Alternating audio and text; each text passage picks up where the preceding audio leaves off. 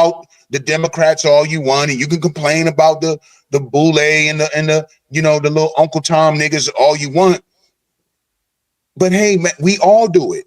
Here's a conservative black man. Here's a conservative Republican, and he's doing the same shit. Let me not piss anybody off. Fuck that. Come on. Cook these niggas. They don't play this shit with white men. It just simply doesn't fucking happen. You allow people to disrespect you. We do this way too much as black men. We allow people to fucking disrespect us. God damn it. I mean, I'm sure he has other sources of income. Do you really need your little appearances on CNN that much? That you put up with this shit? Watch this, brother ABM, and salute to the 100+ in here. Oh, matter of fact, real quick, the wolf, ladies and gentlemen, is in the building.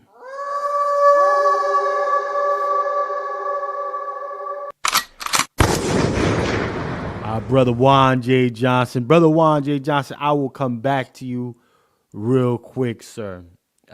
Give me a moment here. What we have seen, brother ABM, and I just want to touch on what what you're saying. We have watched guys sacrifice their masculinity for position and proximity to whiteness. They immediately shrink to beta just to be able to go back on platforms like this. Because ultimately in those guys, and that's an insecure thing, and it has some other deeper rooted shit, but he doesn't understand what him being on this platform serves as when it's projected to the world. In that moment, you stand as a man. You have to have the ability to say fuck you at any time. You must have it. But what he allowed her in that very moment is to extract whatever little piece of manhood he had left in him, just so he could stay on the panel. Hold on. Farrakhan, give me a goddamn second, brother ABM. Farrakhan. Scared to death Negroes are my enemy. Scary Negro. See, the house Negro was always like that. Come on. God damn it. This is the problem. Salute to the 100+ in here. We can't have Negroes, hoified bitch Negroes, going on platforms pretending as if they represent the heterosexual masculine man. You told me he was mine, Massa. You said when we was bringing him back from auction. Yours. Yeah. No. Listen, if you not, this is my thing. If you're going to be a brother and go on these platforms and you let somebody check you like this, don't say you speaking for us. Don't do it. You get the fuck off and say, Massa, I'd rather him be a certified coon. So at least I know where to put you, but you try to be masculine presenting. Nah, bro, you ain't got it. And for you guys in the chat, I'm going to give you an example of what happens when you try to do what she did to him to a white man. Remember a couple weeks ago, Angela Rye was up there. Come on, wake that up, Q. You need that. You got the clip, Q. Please tell me you got the clip. I don't have the clip right now. And Kevin O'Leary touched her hand. And he touched her hand in a way to basically, he wanted to get his point across and she was talking. And she said, don't touch me. And he checked it from the door. Immediately. Spun the block back. Who you talking to? And he had to tell her specifically, I wasn't trying to touch you. Like, you wasn't somebody I was trying to touch. In a way of, it was letting her know he was not touching her to touch her affectionately, touch her to disrespect her. He let her know immediately. That's manhood. That's letting it be known that I don't care about your little platform. I'm going to check you and I'm going to nip it in the bud. And it's going to go exactly the way that I wanted to, because what she was trying to do in that moment, Angela Rye, whether she was trying to Me Too him, whether she was trying to play him out, whether she was trying to extract masculinity from him, he let it be known, you ain't going to be doing that to me. That part. That part. Well, you know what, brother Q? I'm gonna go to the matter of fact, ABM, give me a moment. Let me go to my brother Wolf, man. He done checked in here. Brother Wolf, brother Juan J. Johnson, sir. How are you this afternoon, sir? I am well, man. I'm good. I just got in. Got to go back out soon, but I figured I'd come through here for a hot second. Okay. Drop some mail off, make some deliveries, and keep on going. That's right. Yes, sir. Are you up to speed so far, sir? Well, this last part I am, and my mind went to, I think, Bakari Sellers put his hands on Scott Jenkins, and Scott said, "Don't touch me." On that same panel, and letting him know, look, we can have all the conversation you want, but you can't touch me. That part. Okay. No more than what's that? You say Angela Rye did the same thing. Said, "Don't touch me." You know what Navarro did was so disrespectful, but it's to be expected because again, I say what what's that? ABN says. ABM, yeah, he in the building. You know, Your mic is going out, brother Wolf. Hold on, let me see. can you hear me? There you go. You live. There you go. Yeah, we're gonna have to grow some scrotum sacks. Keep it 100. This is a sick Negro. This nigga's scared. Because here it is, and again, we're gonna have to take the L, but we, as a community, Who gonna take that? Who gonna take the L? Where there's a root, there's an offspring. Nah. Hold on. Nah, don't start that shit. Nah, I can't hold that L. Salute to my sister Star in the building, sis. But hey, I can't. Nah, Wolf. Chef C, we got to go to ABM. Who are we taking the L for this ABM? Shit, I'm not. There you go. Yeah. It would have never been me. You know what I'm saying? And, hey, man, listen. I tell my wife this shit, man. You know what I'm saying? Like, sometimes you got to have a little bit of nigga in you, man. You got to have that nigga necessary. That nigga is necessary. Fuck that, because this type of shit has to stop. That fucking clean-cut Negro shit, that shit, as far as I'm concerned, been played out in the 90s, man. Come on. Black men are going to have to stop being afraid to offend people and afraid to lose a fucking position here and there, dude. This is the age of social media. You can start your own fucking podcast, dude. You don't. I follow Homeboy on Twitter. I know he got a couple 100,000 followers. You probably make more fucking money. And respectfully, he has good perspective. Yeah, he's not a dummy at all. You know what I'm saying? But this is what I'm saying. Like, it doesn't matter what you want to call yourself. You, as black men, you always see this type shit. This is why I was remember a couple months ago when they had Cameron on CNN and Abby was interviewing him and he was acting a fool. And people were saying, well, why would he go on CNN and do that? See, I wasn't mad about it because Cam knew exactly what they was trying to do and he just didn't fall for it. And that's what I mean by sometimes you got to have a little nigga in you. Because they wanted him to throw Diddy under the bus. He wasn't going to do it. So instead, okay, I'm going to just get over here and act like a nigga for a few minutes. I don't want no trouble. Toby be good nigga for massa. Good nigga. Don't send Toby away. Toby be good for your hand, boss. Good for your hand, massa. It's all right, Toby. The nigga is necessary. And to me, him being, quote, niggerish is better than this shit that I just watched right here. And, I'll land right there. Well, let me go back to the Wolf, brother Wolf. You are inclined to believe that the L has to be held somewhere. Please elaborate, sir. I say we because I'm looking at a generation of our parents before us who created this environment of being this one big Negro tent, this one big people of color tent.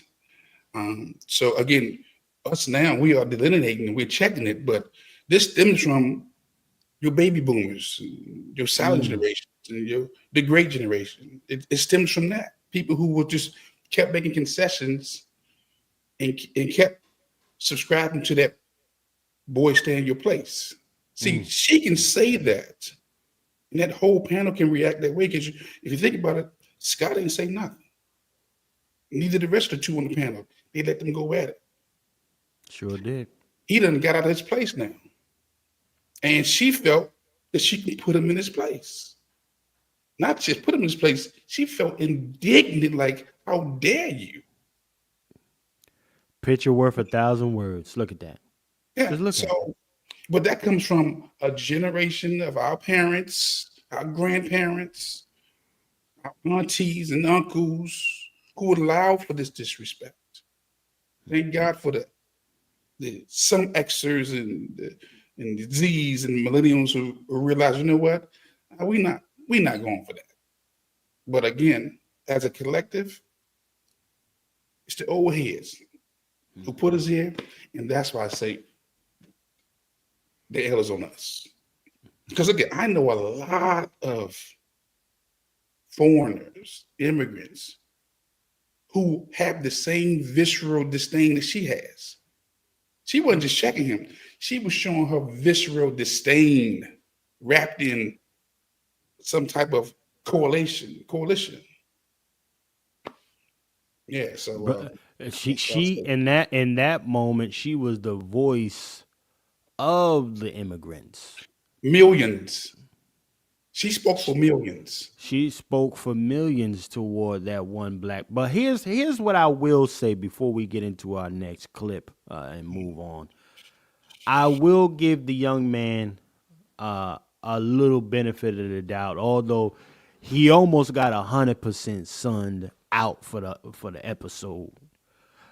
He tried to fight back a little bit later. So let's play this, y'all. That's exactly what I just said. Let me just share my goals. Other than the black Anna and share my There you go. Get your chest up. Share Michael. I think you actually misheard what she. I think you misheard what she said. No, he purposely misheard. She said. I purposely misheard it. So now. But this is the problem. These melanateds. This melanated thing right here. Corny as fuck anyway. She needs a panel in order for her show to be decent. She's corny as shit individually. Absolutely horrible. But again, this is where the muzzling comes in. The young man started to get some chest about him. Right? He said, okay, now, all right, enough is enough. And then this melanated, some folks are going to say, that's a black sister. That's a sister right there. Shut your dumb ass up. Came through to throw the wrench in there, to jump that young man. Get him right back down as his chest start to go up and stand up for himself. We see this so much. And I want to advise any woman out here, when you see your man want to man up, let him fucking man up. Step Just aside. get out the way. You understand? Get out the way. Don't do that to that man. Because she tried to break him all the way down. So this is why I said, all right, she didn't fully 100% sun him out. All right, because he started to get some chest about him. But then this chick right here tried to come in with the back kick. Snuff him. They try to jump him. United Nations, this nigga. Okay, let's play some more. Share Michael, listen to me for just a second. Is that where we're going? Share Michael. I would say I who have advocated for black people my entire life would say something like that? Anna, because you've advocated for black people, great, congratulations. Last time I checked, I'm black, you're not. Okay, Share Michael. That's right. I'm Latino and my people are being racially profiled. Why did she say anything to Anna? Y'all noticing that, right? That's why I'm playing this. Y'all notice she's not trying to check Anna. How many is C bugging? She's not saying a word to Anna Navarro. She going at the dude. But why would she? Women should be hollering at women. There's a saying: women should check women, right? That's the saying. ABM. I mean, Brother Wolf. That's what I heard. Women supposed to check women, right? If the boy is out of his place, who checks him? Who gonna check? Watch this. Think about that panel. Look, if you saw, look at the makeup. The white panelists didn't say a word the whole time. They just sat back here and watched like how it's gonna play out.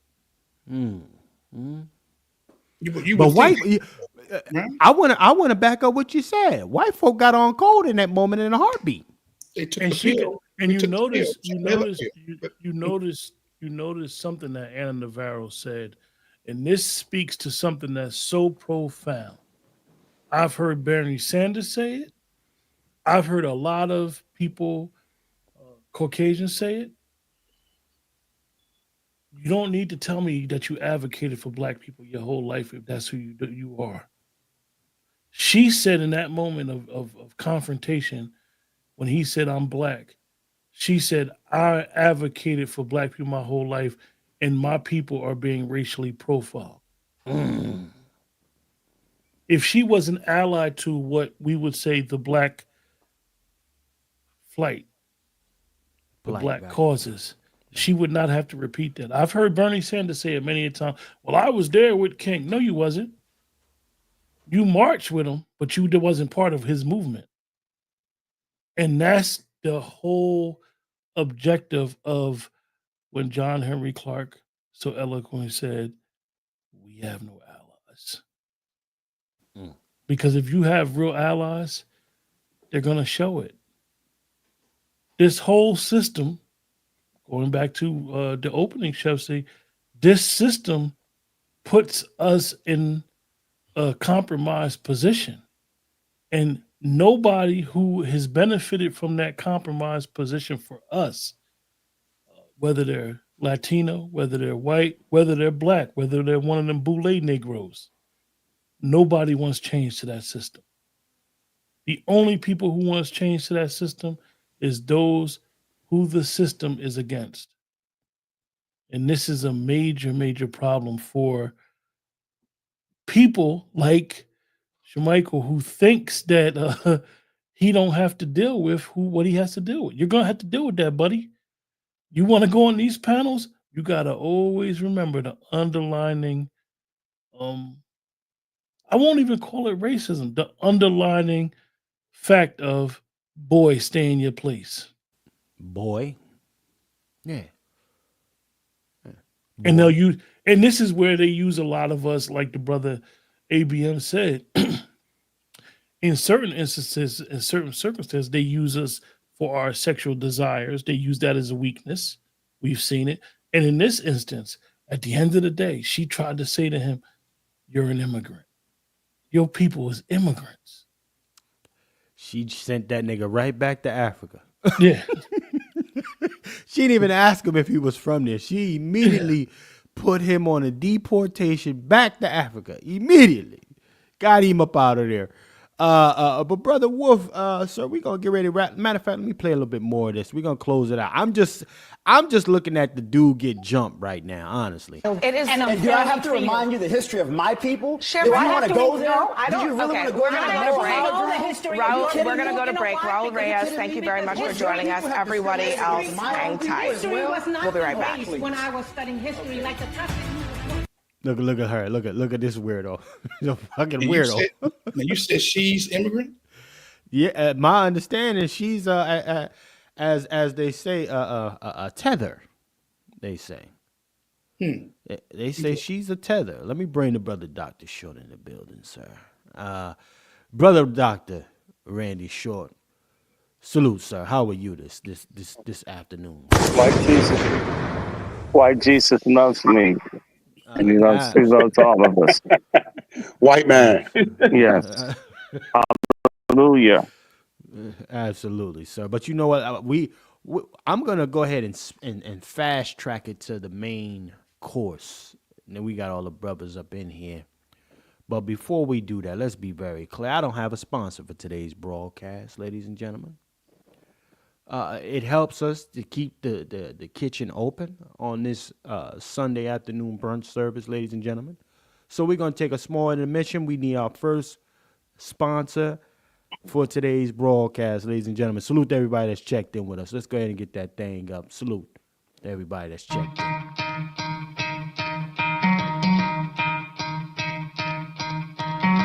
Scared to death Negroes are my enemy.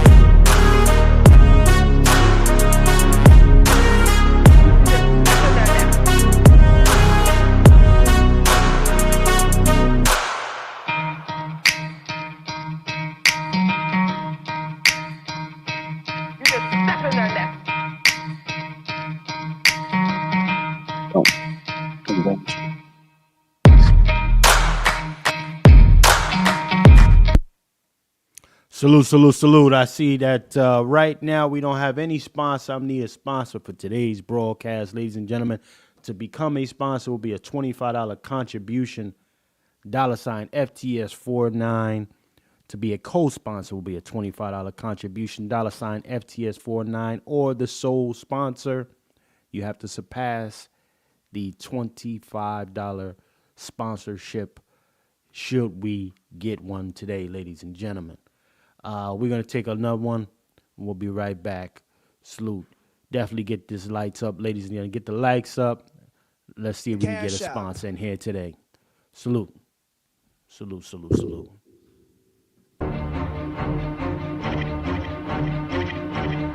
Scared to death Negroes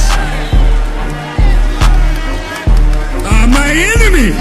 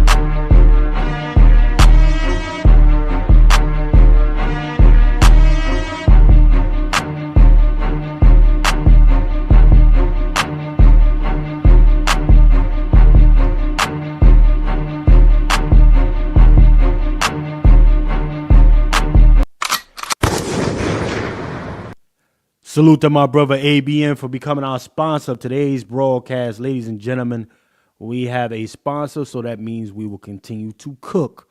Salute and much appreciation to our brother ABN for coming through and putting on and keeping the lights on. Most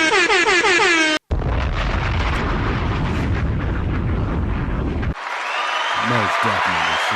Salute to our brother ABN. Much appreciation to you, family. We appreciate you for putting on, family. We appreciate it. Let's get this thing going here. Ladies and gentlemen, this is another thing I want to touch on real quick before we get there, because this sets us up just the way we need to. But I got 2 questions for the chat. Well, I got 1 question for the chat. Okay. 100 men versus 1 gorilla. 100 men. You know what? Matter of fact, I'm gonna go to all the brothers on the panel, man. 100 men versus 1 gorilla. Okay. Now let me make it make sense for everybody. Okay. We talking about a gorilla here. Killers, gorillas. A lot of people think they got Godzillas, but let me bring this up here. We talking about a gorilla. A gorilla against 100 men. Now, I said this to somebody before, y'all. I said this before to somebody that a gorilla could whoop a grizzly bear ass. Right? And they looked at me like, Chef, come on, man. Here you go with all of the bullshit. A grizzly bear would murder a gorilla. But a gorilla, man, if we understand anything about a gorilla, first and foremost, the Joker is, he's as strong as about 9 to 12 men, depending on what type of silverback gorilla you coming across. Okay? Put you down with the easiness. Sit you all the way down. Okay? And first and foremost, we got Negroes who won't even get on the same page about something. You think it's going to be 100 Negroes line up against a gorilla? At least you might as well take off at least 60 of them. Them niggas ain't going to be a part of it. We got to keep that a buck. At least 60 Negroes will not get involved with trying to line this gorilla up. So the question is to the family, can it be done? 100 men cooking a gorilla. What say you? Matter of fact, let me go to the war. Whoa, what say you, sir? Is it possible for 100 men to body bag a gorilla, sir? What say you? Absolutely. No weapons. Hold on. No weapons. You no keep nothing. Don't need no weapons. No weapons. No nothing. Just pure strength. I mean, what we talking about? Dudes, right? Swole dudes on them roids. I mean, they could beat anybody. 100 dudes taking on 1 gorilla. Yeah. The gorilla only got 2 legs, 2 arms. Once you get him down, you start eye gorging. He bites you, you bite him. Yeah. All 100 take a bite out of him. Oh, hold on. Nah. You think 100 men is going to put a silverback gorilla out the way? Absolutely. Negro, please. Didn't somebody tell you this was an all-white party? Huh? Someone get this jigaboo away from me. Hey, I can't see. I got 100 soldiers. Okay. Elaborate. I'm talking about just trained killers. Okay. 100 rangers. Just trained killers. Just I mean, people would forget the weapons. Just knowing how to take down somebody. That gorilla's going down. I mean that. And just because you scared, say you're scared. If you're scared, say you're scared. Okay.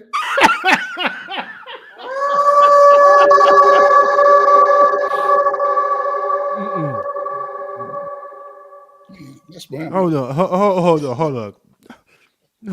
ABM, man, holler at me, man. 100 Negroes against 1 silverback prime gorilla. What say you? Niggas catching the fade or getting faded out? ABM, you there? Yeah, I'm here. I'm going with the gorilla, man. There you go. Come on. Make it make sense. Wake that up. Why you going with the gorilla? Yo, a monkey could break your jaw with a slap. What is a gorilla going to do? Nah, I'm sorry, dude. Nah, I don't think it's going to happen. 100? I don't know. I don't know, man. I'm sorry. 100 of Maybe I our, watched too many Planet of the Apes movies. I don't know, man. that's what y'all doing. You watching the Caesar, movie. Caesar got me But shook. but we gotta understand. How many motherfuckers done had their face chewed off by a little chimp? Easy work, little chimp pulling niggas' faces away. So what you think this silverback gorilla going? Look at the teeth. They got my understanding. They biting down with either 900 or 9,000 pounds of strength. They biting down on you. That's a nigga. That's one nigga per. Easy. This nigga's scared. If you talking about 1-on-1, yeah, but I'm talking about 100 to 1. Give me my 100 against that one. Oh man. Listen, let me go to the chat, man. Hold on. What you say, Q? Who catching the fade? The 100 Negroes or the gorilla? One thing about Pat Talk, man, we gonna have our laughs, man, and the mere fact that this has gone viral this week, it's hilarious to me. This scenario is hilarious to me. Ain't no 100 men, not the men of today, taking no gorilla. Line them up. Put me out there. Because I hate to say it. Hey, Wolf, that'll be the last of the Wolf we see. Unless they took ain't no more Wolf sounds going off. And this is the plug. They must take these 100 men must take lone wolf firearm training, because the first 20 gonna be scared. No. Hold on. No, this is what I'm saying. See, now y'all want to go get the super Negroes. I said, listen, I didn't say no weapons. I didn't say niggas want to get these fucking universal soldiers and shit. No, take a regular Negro, 100 regular Negroes walking around. So you right? You keep on. I just say just give me 100 men. I'm gonna find all right. Keep the 100 super soldiers, but no weapons. They still getting bodied by this gorilla. I don't care what no. Listen, on Planet the Apes, everybody saw Planet the Apes. Planet the Apes had the coon gorilla. Now they could probably take the coon gorilla that turned against the other gorillas, but not no straight wild up down for the cause ass. That motherfucker put you out of the. It's over. One person, not 100. It's time to go to the coon buster. It's time to go to the coon buster. Let me go that. Where brother Dr. Short at? Brother Dr. Short, are you listen? Can 100 Negroes, sir? Can 100 Negroes take on a silverback prime gorilla, sir? What say you, sir? Where's Dr. Short? Dr. Short, are you there, sir? Can 100 Negroes? All right. Matter of fact, let's do this. Can 100 FBAs take on? Hey, can 100 FBAs take on this silverback gorilla? Put a yes or in the chat. Oh, okay. You had my mic shut. Oh, I did. I didn't even notice that, sir. What say you, brother Dr. Short? Can 100 Negroes take a gorilla? What say you, sir? Well, it depends on how well they get along. No weapons. No, well, white Jesus is a great enough weapon. Now, you said no weapons. What about tools? Nothing. Just straight up. See, that's not hunting. And so you set a parameter for failure and ask, is there a possibility of success? That's not there. Now, having been to where they have gorillas, fewer than 100 people have gone after a gorilla, but you'd need something like a net. You have to have something to offset the extreme physical power of gorillas. But do people go and fight gorillas? My friend, they do, but they're going to do the lone wolf thing. They're going to have at least some kind of weapon, but people have almost wiped out gorillas. And we're talking about Africans that are a lot shorter than we are, and like Rwanda, Burundi. So people can fight gorillas, pygmies who are very short, have dealt with gorillas.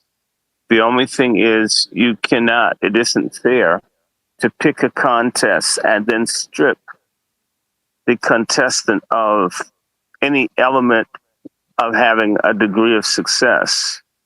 Okay, so with the net, maybe 50 people or fewer. If it's done right, if they set a trap for the gorilla, they can get it. But if you say, oh, nope, it's only could be bare hands, that's not how you hunt gorilla. That's like saying, try to catch fish without a fishing line or a hook. Now, some people can jump in the water and catch fish. Cats could do it. Some dogs can do it. I mean, some birds can do it, but it's a rare person that can catch a fish with no kind of tool, no net, just it's got to be bare hands. And that's a smaller size fish due to the protective gear that the creator gave to the fish, the slipperiness of the scales and water and all of that. It's not fair to not give someone an adaptive means, which is why weapons and tools, the one thing that a human being can do is say, all right, I've got all of these odds against me dealing with the gorilla. What can I do? What you've done is when you said they can't have tools and they can't have weapons, is you're not talking about human beings anymore. You're not talking about people or things that are able to think or come up with solutions in an adversarial situation. So I don't know if 100 anything that could attack a gorilla, maybe elephants, but even elephants wouldn't necessarily do that. They don't live in the same environment. So you've got to allow the animal to be the animal. You told us all of the strengths and abilities of the gorilla. And one of the key strengths of the human species is to be able to think and to create things in order to help them adopt or dominate in their environment. He says, oh, they can't have that. So, I mean, that's sort of like a pork chop feminist thing about... No.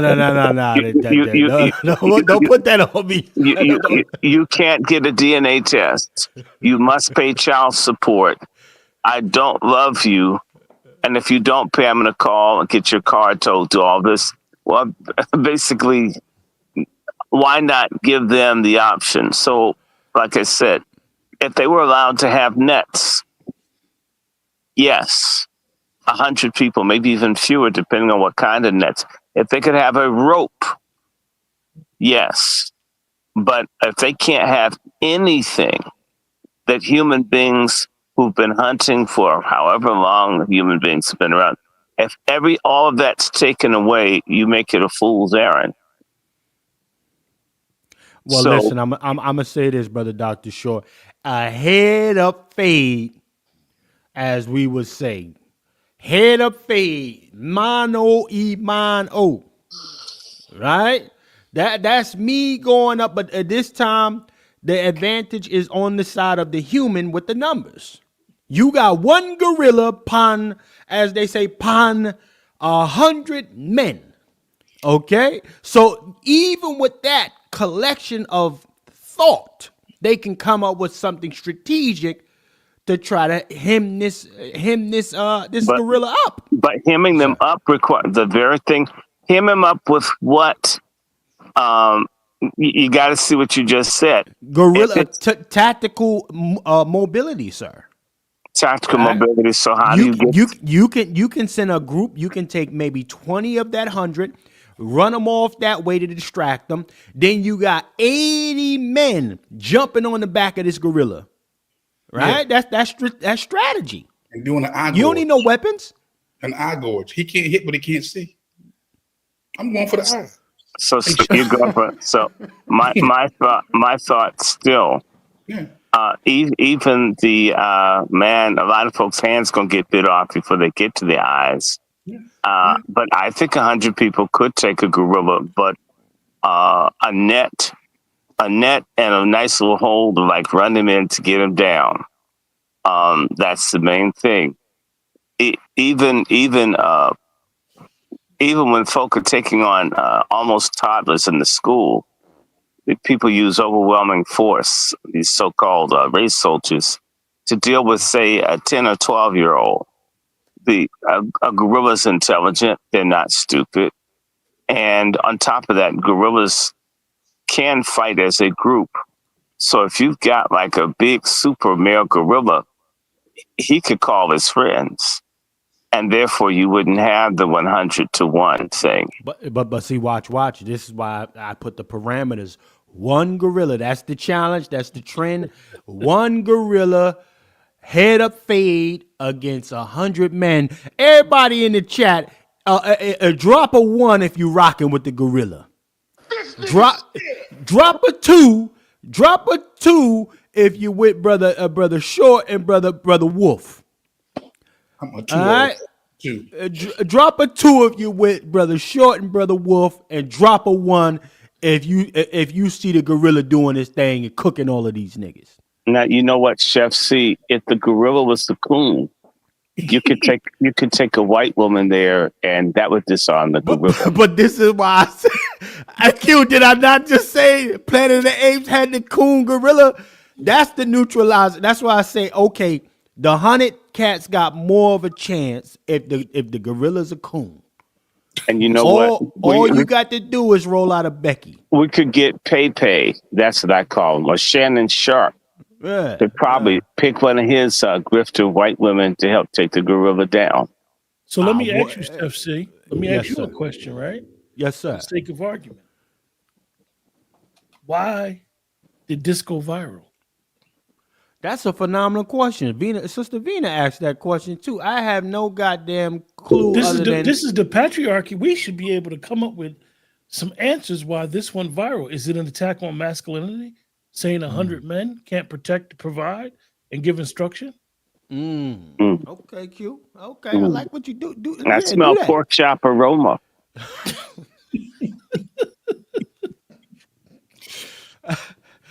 What say you, Brother Wolf? I like that. I like that question, though. I like that.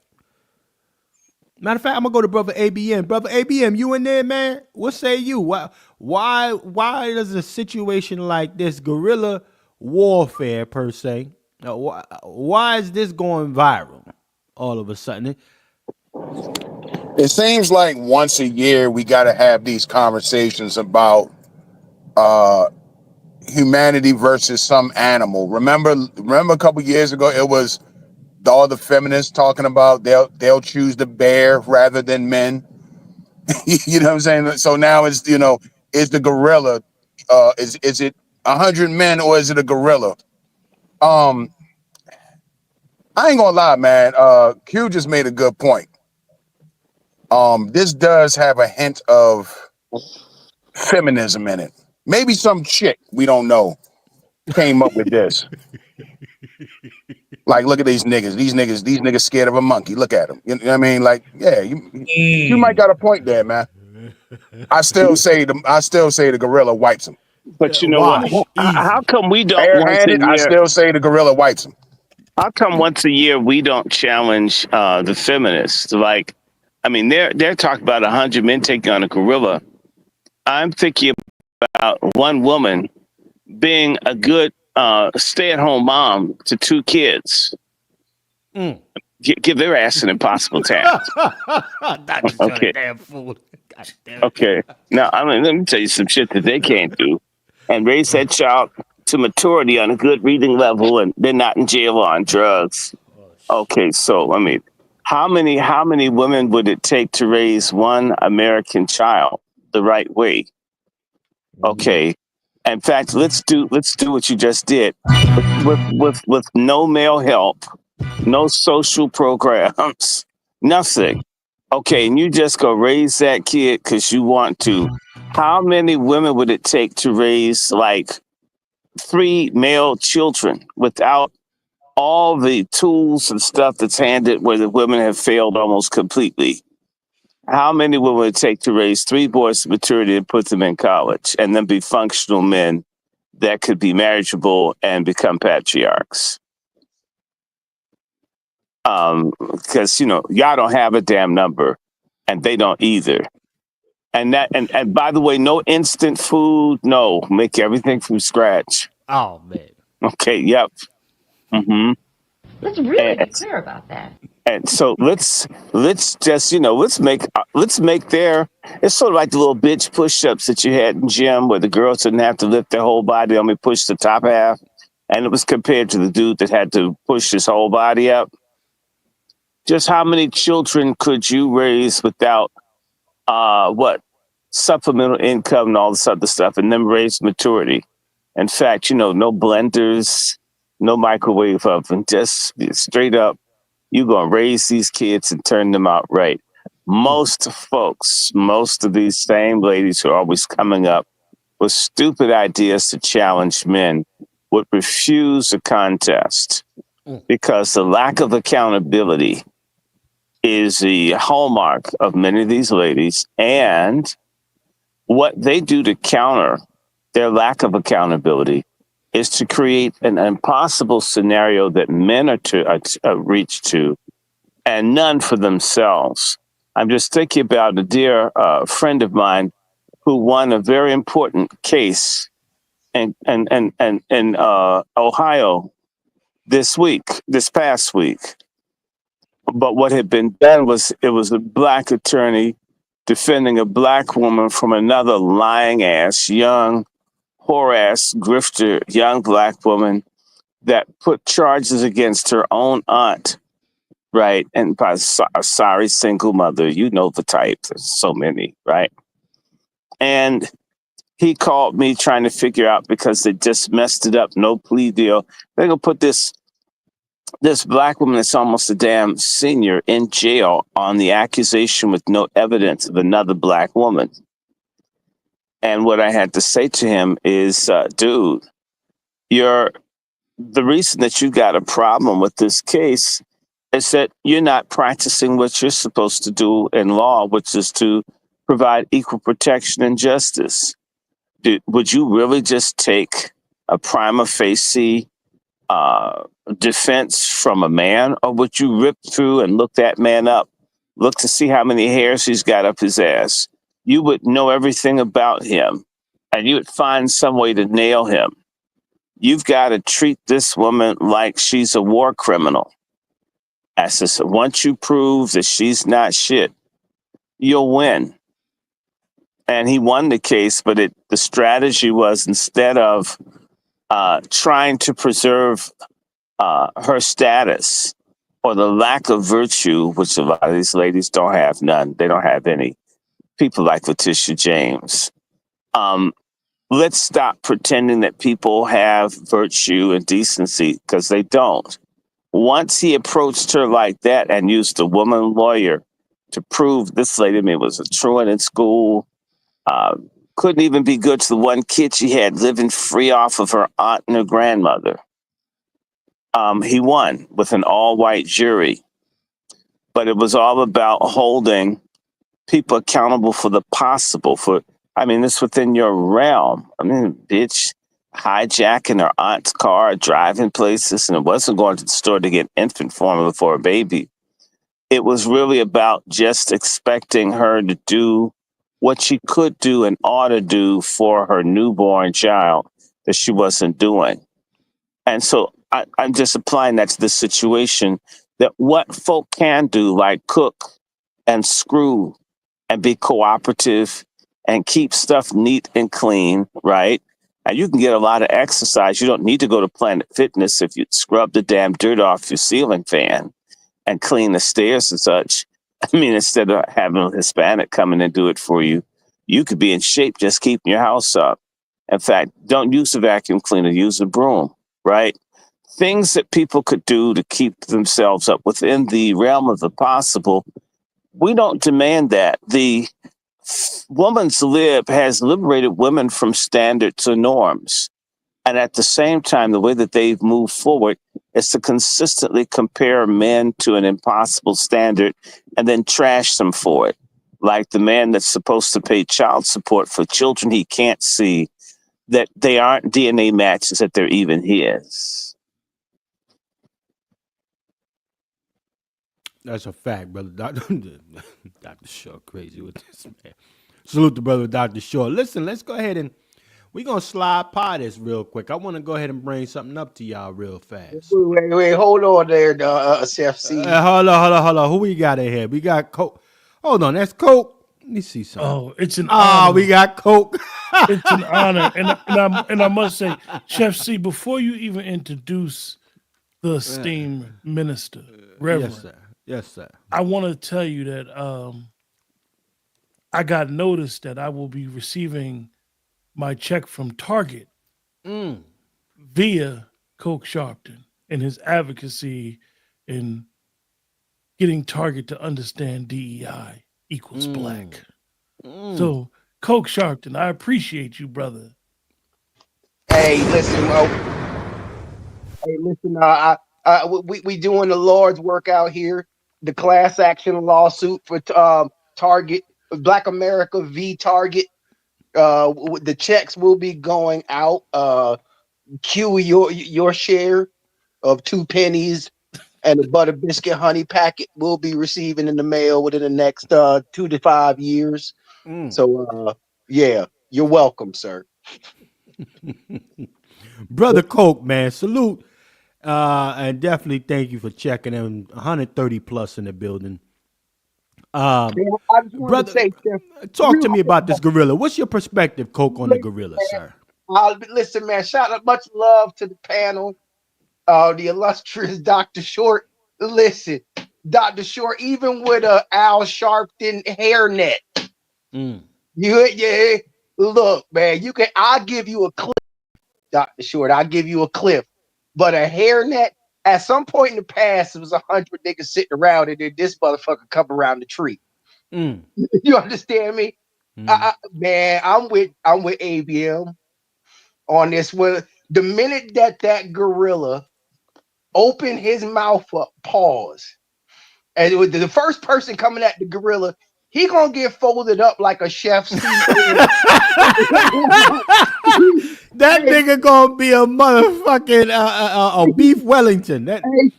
He gonna fold up like one of them origami napkins you do at your dinners. Yeah. And then that gorilla gonna do his scream. The minute he do his scream, now you down to 99 niggas. The next hold on, nigga. You said 99 is gone off GP with the scream. The first 8 niggas is shitting and pissing on themselves first. Okay. That's what they doing. When you smell that breath that ain't been brushed since he done came up out the womb. Oh my God, man. The gorilla has the strength of he has the crushing power of 3,000 pounds in his fist. 3,000 pounds. The average human, 200 pounds? So what is that? That's 20,000 pounds. Multiply that, right? But three down what? Three down 2. So how many niggas? Nigga, they all gone already. Man, if you're scared, stay scared, man. Just say you're scared. Listen, man. The first 20 niggas is running. I'm telling you, after that first one get folded up, the next 20 running. Then you're gonna have your doctor. Then you're gonna have your Juan J. Johnsons left over and all of that. Right. Juan think it's 99 people around him. It's gonna be 30 and a possible, maybe, and then that's gonna be the ones that's gonna get down. This is a sick Negro. Half these niggas fleeing like when it come time to stop for Black American causes. Let's wait. Man, come on, wake that up. Let's make it plain. God damn it, yeah. Come on, they gonna show up like they show up for Black American causes. Look here, non-existent. You keep adding perimeters, so the gorilla ain't gonna be scared. I get about 100 folks built like Shannon Sharp. The gorilla psychologically looks at him like, okay, that could be a threat. No. Hold on. But what animals do when they're afraid? They don't flee. They come out like it's the last thing they got. That's why them 100 niggas is cooked. And what do brothers who have nothing to lose fighting an animal of that size? they get them all at one time. Ain't no one. Nah, them niggas is zipping. Charge at one We time. talk. Hold on. What Negroes are we talking about? The Negroes in the '60s, or we talking about the 2025 Negroes? Just give me 100 solid Negroes. Ain't got to be Negroes. Just give me 100 solid dudes who built the fight. Ain't nobody fighting no gorilla. These dudes wearing Gucci slides, right? Ain't nobody fighting the gorilla in Gucci slides and slim fits. Them niggas is not. Okay, Man. okay. I have a question. And they wearing the Dr. Short hat. See, these niggas ain't fighting. They not fighting no gorilla. Could 200 Cory Booker and Hakeem Jeffries type brothers take on a gorilla?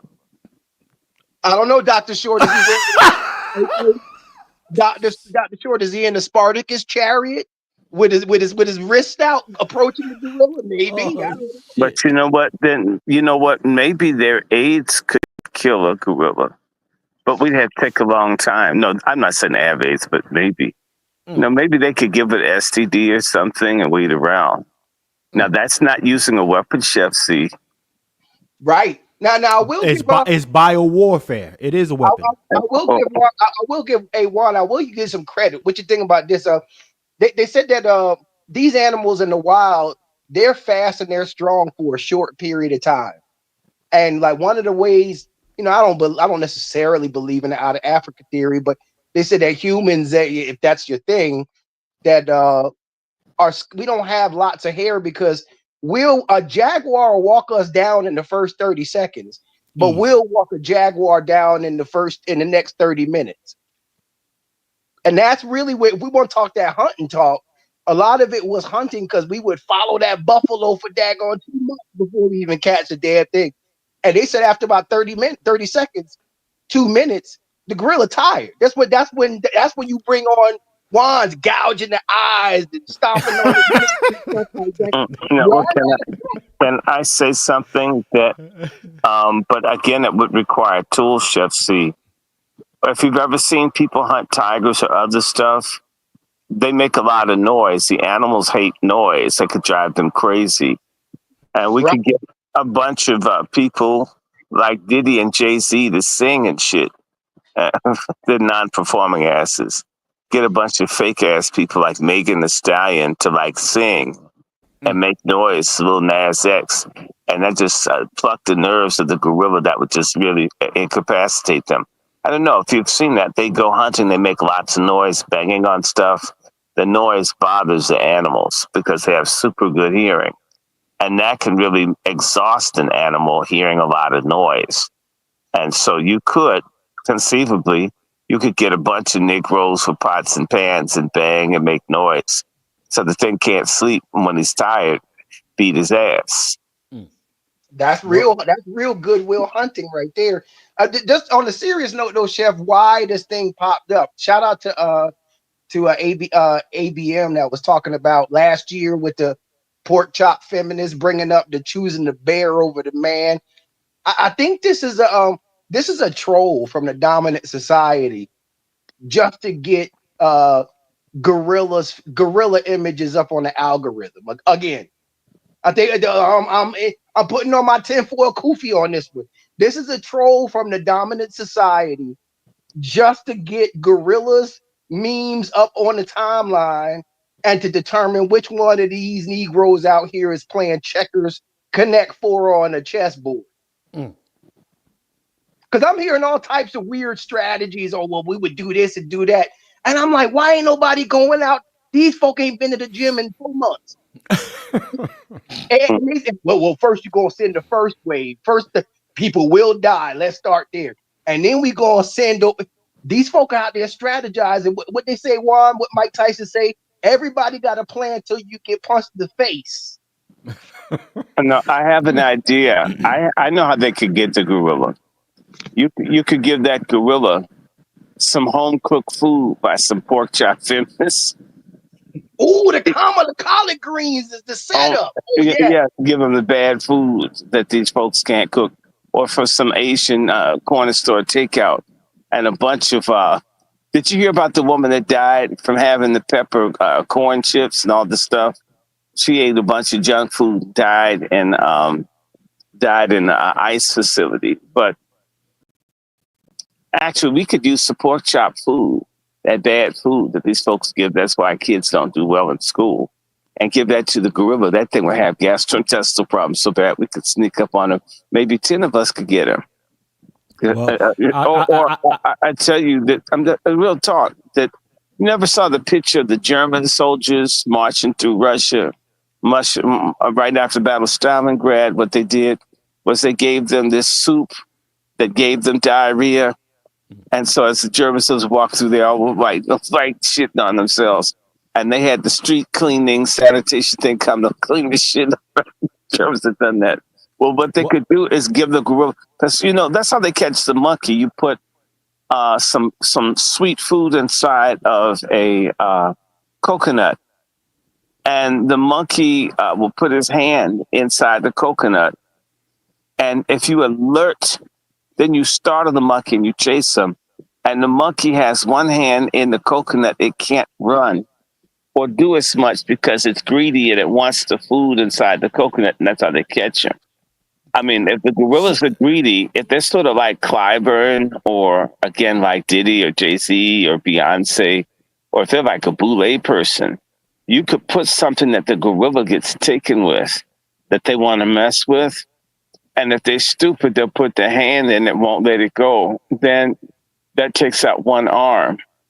And or you could give them, as they do, put some kind of sedative or drug or something in the food that they like, because they do like food, and give them something and get them high. In fact, I'll tell you something, out of that 100 people, at least 50 of them smoke weed. They could all pool their weed together and make something for the gorilla to eat. And that THC would like make him chill out, maybe put on some smooth jazz and then just round his ass up. Listen. A high gorilla still gonna fade 20-25 100 Negroes. Niggas is getting cooked. Regular Negro, chef. We ain't talking about this. Look, with a wand and a Q and a Dr. Short, Chef C on. They talking about these super Negroes, man. No, regular nigga. We talking about regular every day. Look, I ain't ate breakfast this morning. I haven't taken my sea moss, niggas. Every day, nigga. Hey, look, hey, Juan, 100. I don't understand situational awareness, niggas. See, Juan, no, that's carcass. Juan said, brother Juan said, you moving the goalpost, Cope. Hold on. If the gorilla is at his full strength, right, his full power with no weakness, why are we going to send our weakest to fight a gorilla? I want about 100 Mike Tyson types, David Goggin types. Give me 100 of those jokers. Nothing to lose. Mike Tyson would surely bite him. You dang right. Give me 100 Mike Tyson types. See, I'm talking about killers. Give me some folks who got that business. 100 with no flaws, because the gorilla don't have no flaws. Let's see what happens. And you know how you can distract a gorilla? Have Obama run around them naked with Argyle socks on. Pause. This is a sick Negro. Hey man, listen here. Let's move on from this thing now, ladies, gentlemen. Let's move on. Here we go. I got something that I want y'all to see real quick that's gonna set us up for the next program, which is your man. Shout out to Ryan Garcia. He caught a phenomenal fade. He got bopped real quick. And this is the nigger himself, Ryan Garcia. That guy. Last year, Ryan Garcia went on a tirade for about a week or so, actually. Just going crazy with the nigger word. And basically he caught a fade here. Salute to the 140 plus in here. He caught a fade that was long overdue for this loudmouth. This is what happens when you can't get your steroids. Okay? This is what happens. So let me go ahead and play this, y'all. Got him bopped. Ryan Garcia, that last fight slid him. Slid him. That's what happens when you sit somebody down. So 100 Ryan Garcias is taking on that gorilla? I don't think so. But anyway, I digress. Let me get back on the subject. Let's stay on the subject here. Ryan Garcia, Mr. Infamous, was caught crying on the bus after this L. Now, he didn't get knocked out, ladies and gentlemen. I will say that. He did not get knocked out. Okay? But I believe it was a unanimous decision. Okay? It was a unanimous decision. He didn't look his best. He didn't look like he could get popping. But before I do that, ladies and gentlemen, I mean, I got a young man who's kind of backing up what Wolf was saying pertaining to this gorilla. I know I'm bouncing all over the place, but I'm kind of calling cap. This man said he was in the service, and he said he caught a head up fade with a gorilla barehanded. He bodied the gorilla. He said, that's what he said to me. He said he bodied the gorilla, y'all. Peep this. I am living proof that 100 men could easily defeat one gorilla in a fight. And that's because in 2006, working special forces in the Congo from Cape Town, my unit and I were attacked by the silverback gorilla, and I personally pacified and put the gorilla to sleep permanently with just my hands. And that's because if you're actually from South Africa, you're from the Congo, if you're from Africa at all, you're not from the United States and Europe, or you don't know about these animals, you would know that it's actually very easy to fight back and take the life of a gorilla. They do not they do not have the software to understand an opponent resisting or an opponent attacking back. They're not used to that. They do not understand how to strike, how to hold, how to grab. They come at you running, they come at you thumping, they come at you barking, screaming. But actually, they have no idea how to fight or how to win. It's all show. And I stood there, I stood still, I took blows, I took a lot of spit, and I grabbed the gorilla around the neck, I fell backwards, pacified, snuffed out. That simple. I really hope this clears it up. 100 men could kill a gorilla in a matter of seconds. It's not difficult, it happens all the time. Gorillas are hunted to extinction right now, and a lot of the times they're killed with bare heads. It's that easy. It really is like taking candy from a baby.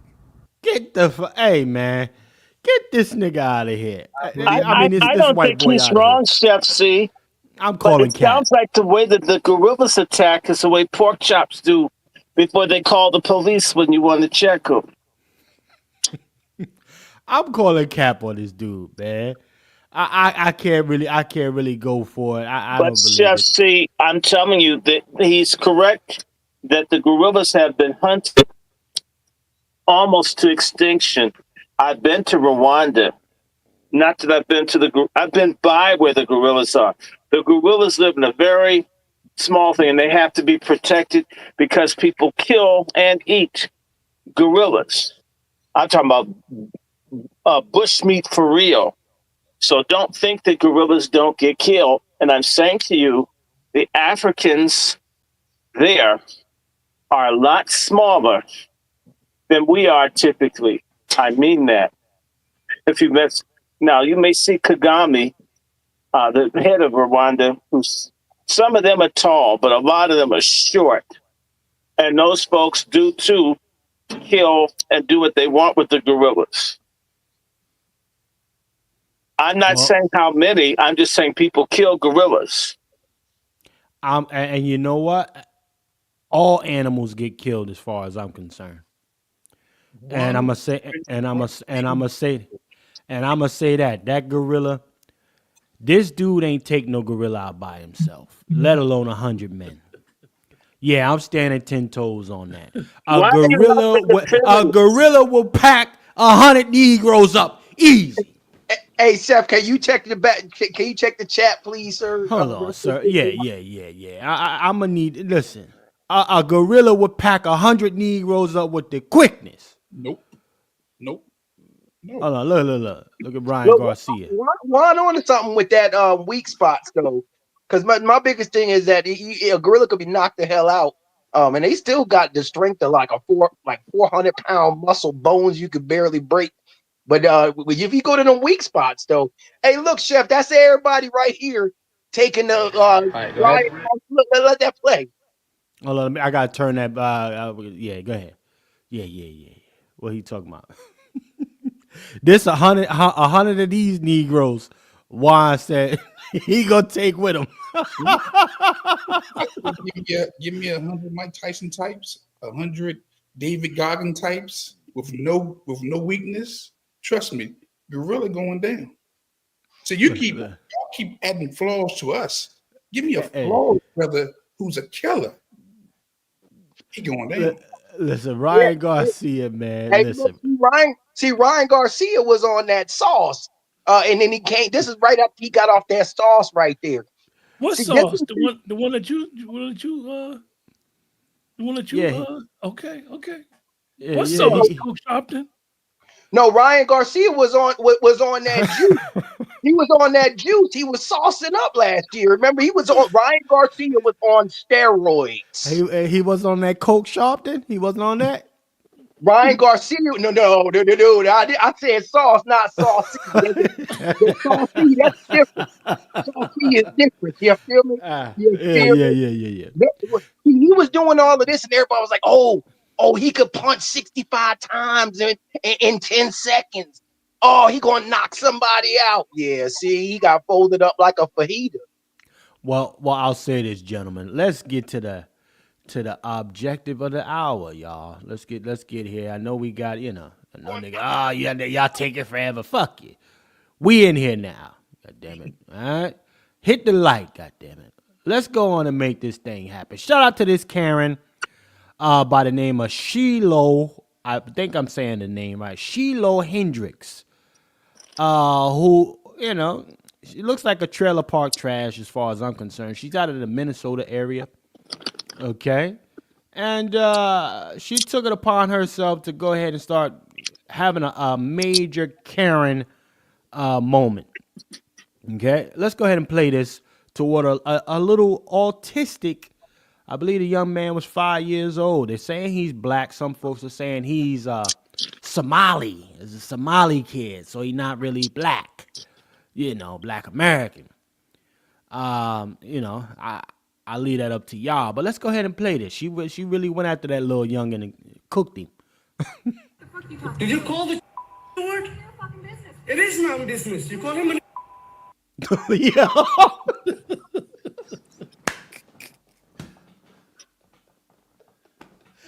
Oh, that's a full-blown Karen, racist Karen right there. She hit him with the she hit him with the look. Oh, that's a filthy trailer park right there. That's a filthy cave animal right here.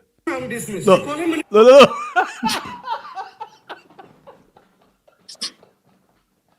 Oh shit, yo. Let's go ahead. That little baby's gonna be just as filthy. Okay, why don't you have the balls to say it right now again? All right, that's what you say. Nobody digging your shit. You know what? Let me say this, y'all. Can C keep it a buck with y'all? I respect a stomp down Karen. I do. I like that head up racism. I love it. Not the nice and polite kind. Salute to the 150 plus in here. I like the head up bigotry. I love it. Because we got niggas like this, Everybody love everybody! Come on! We got a lot of Negroes like that out here. Okay? Until you realize that, Jay-Z, we really ain't moved past the goddamn thing. America is as she has always been. Okay? Filthy Karen or rich Karen? Karen nonetheless. Let's play some more.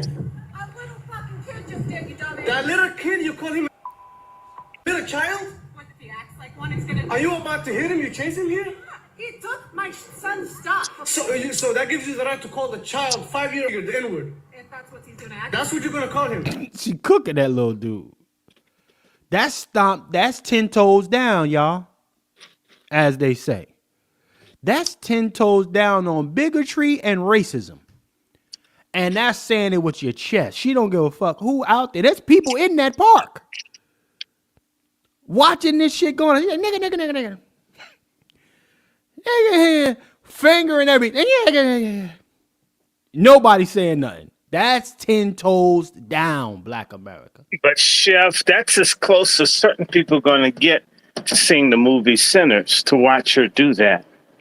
So, to me, I get it. Well, let's play some more of this. Let her have her moment. That's what he's gonna act like. You know, that's a hate speech. And you can be recorded for that. I don't give a shit. Okay, we'll see about that, what the internet has to say about you. That's 10 toes down. You gotta respect the races like this to be as racist as she can be. And Chef, see, this is why it is pertinent for Black Americans to delineate as well. I got to say it, right? Now, I'm not saying that every Black we got the coon class. Yes, we do. But when you got this, the one holding the camera, he's Somali, right? And we might be jumping the lead, but they tried to throw the jacket on him, and it's not who they.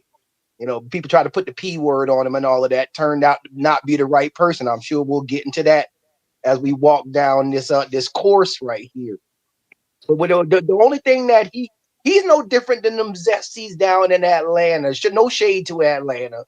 He no different than them. I'm wearing my Gucci slides. I got it on camera. Listen, sometimes when it come time to fisticuffs, when it come time to getting busy, there's two types of people in this world. One that turn the cameras on and one that turn the cameras off and put it in their pocket. And he did that. That's Somali. He didn't even understand the magnitude of the word she was using. This is stomp down, cave dwelling troglodyte lineage right here. Come on with it. Telling you, that baby looked like it's ready to go home and get in its diapers with his belly out and run around stepping on Coors Light cans and meth pipes and stuff. They are one generation away from the trailer park. You know the type. That's a stomp down cave beast right there. This man is an immigrant from Somalia that don't even know what the hell in front of him. You're right. That's that OG racism right there. That's that Scots-Irish crackle racism right there. You can tell. Well, I'll say this real quick. Give me a second, gentlemen. Salute to Carla for putting on and becoming the co-sponsor of today's broadcast. Salute to Carla for rocking. Salute. Rock that next one.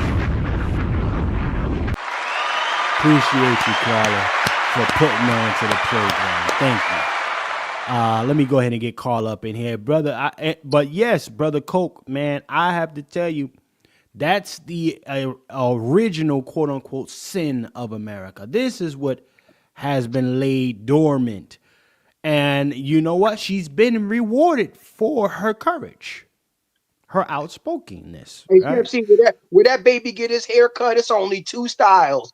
It's only two styles, the number one mullet and the number two Trump. And he went for the number two. He got the number two Trump. That's it. There's only two haircuts. Stupid. Hey, the craziest thing, right, Chef C, what Coke Sharpton speaks to is, I don't know about everybody else, but most of us keep our phones in our hand. Right. Come on. A lot of us got two phones. A lot of us phones don't leave within 3 feet away from where we're at all times.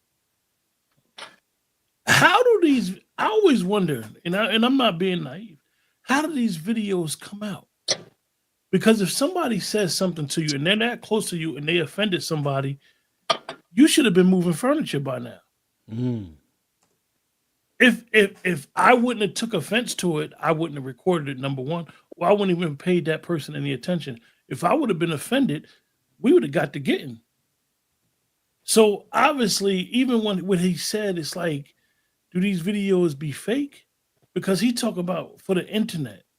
Oh, wait till the internet get a hold of you. You want to go viral recording somebody being having the nature that they got. So I find it interesting stuff like this be going viral, and like you alluded to, Chef C, that she's even getting rewarded for her patriotism, for lack of better words. right. Salute to the 150 plus in the building. Or even a bigger. Say it, Brother Wolf. Or even a bigger picture. Look, they have been trying to get us on board to support them for about a year now. The immigrants. So, and we keep saying no. So what do you do now? We create a video, find somebody who's throwing slurs at us, and guess what we do? We take the bait. Huh? Well, I don't even want to give this no energy because it's gonna go to his community and they're gonna say, just keep making these videos and they will come on board. Well, you know what, Brother Wolf? Watch this though, sir. It's honestly too late because guess what? This young lady has generated essentially a GoFundMe. And within 2 to 3 days, she's already raised more than $500,000, sir. I'm not surprised. America rewards its patriots, sir. Well, Chef C, let me say this in defense of what Brother Juan said. We need to remember Brick Girl, the Somali woman. It's from the same community. These Somalis have lost face for stealing hundreds of millions of dollars in food aid targeted towards Black people in particular. And they stole it. There was a huge conspiracy to steal stuff set aside to help Black Americans in need. So I think they're trying to make themselves look cool again, as hard as that's ever going to be. All right. That's my take. And so I'm not screaming. The worst, the real news story, if you're going to ask me, Chef C, is the Black man in Cincinnati whose son was murdered by the police at a traffic stop.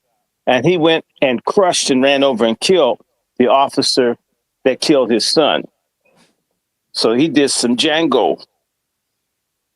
And that's the story that, yes. Just Hamilton County, it'll come up. The Black, he didn't wait 24 hours to say, you get mine, I get you.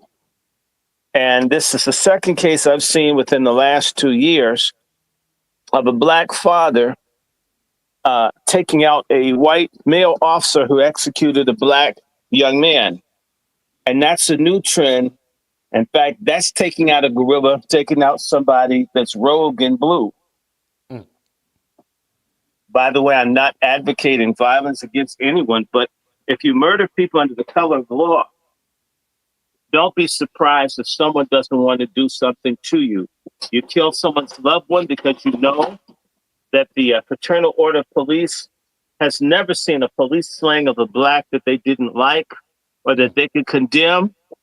The reason that this doesn't happen in other communities is because they fear other people have a blood for blood mindset. You kill mine, I kill yours.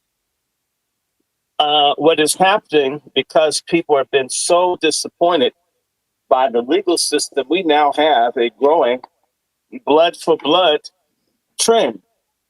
You kill mine, I'm going to go and kill the officer who's fine. I don't care about the Fraternal Order of Police or the friendly patrolmen, whatever it is. Don't do it.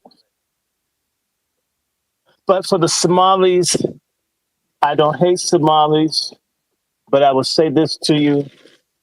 A lot of folks, they game. They have a history of gaming, have a history of just dealing with themselves. And they're ruthless with certain people. But you didn't see them being ruthless with this lady, because the real Somalis, back in Somalia, a woman not wearing her proper Islamic dress, they beat her ass in public. So, I mean, maybe the weak ones come here. Well, I'll tell you what. Hey, Chef C, in the chat, I put the original video up in the chat channel. Also too, for some background, we like to because it's always a lot of disinformation on the internet. And the homework that's been done is they tried to Kyle Rittenhouse the situation at first, right? Same way they tried to do with young Carmelo Anthony, a bastard baby mama family, project welfare, and it turns out that none of that mess is true, right? But they tried to hit him up and say that Somali was some pedo, right? And see, that's the thing that with that Kyle Rittenhouse thing. Well, he shot one guy that was found out to be a pedophile. And it's like he didn't know that when he was shooting the person. See, that's that stuff you got to watch out for. Also, come to find out that Somali wasn't even the same Somali that they projected as having that charge. And within the past day, it done found out the Somali that they tried to pin on the person recording the video, follow me now, as the pedo that they found on the internet,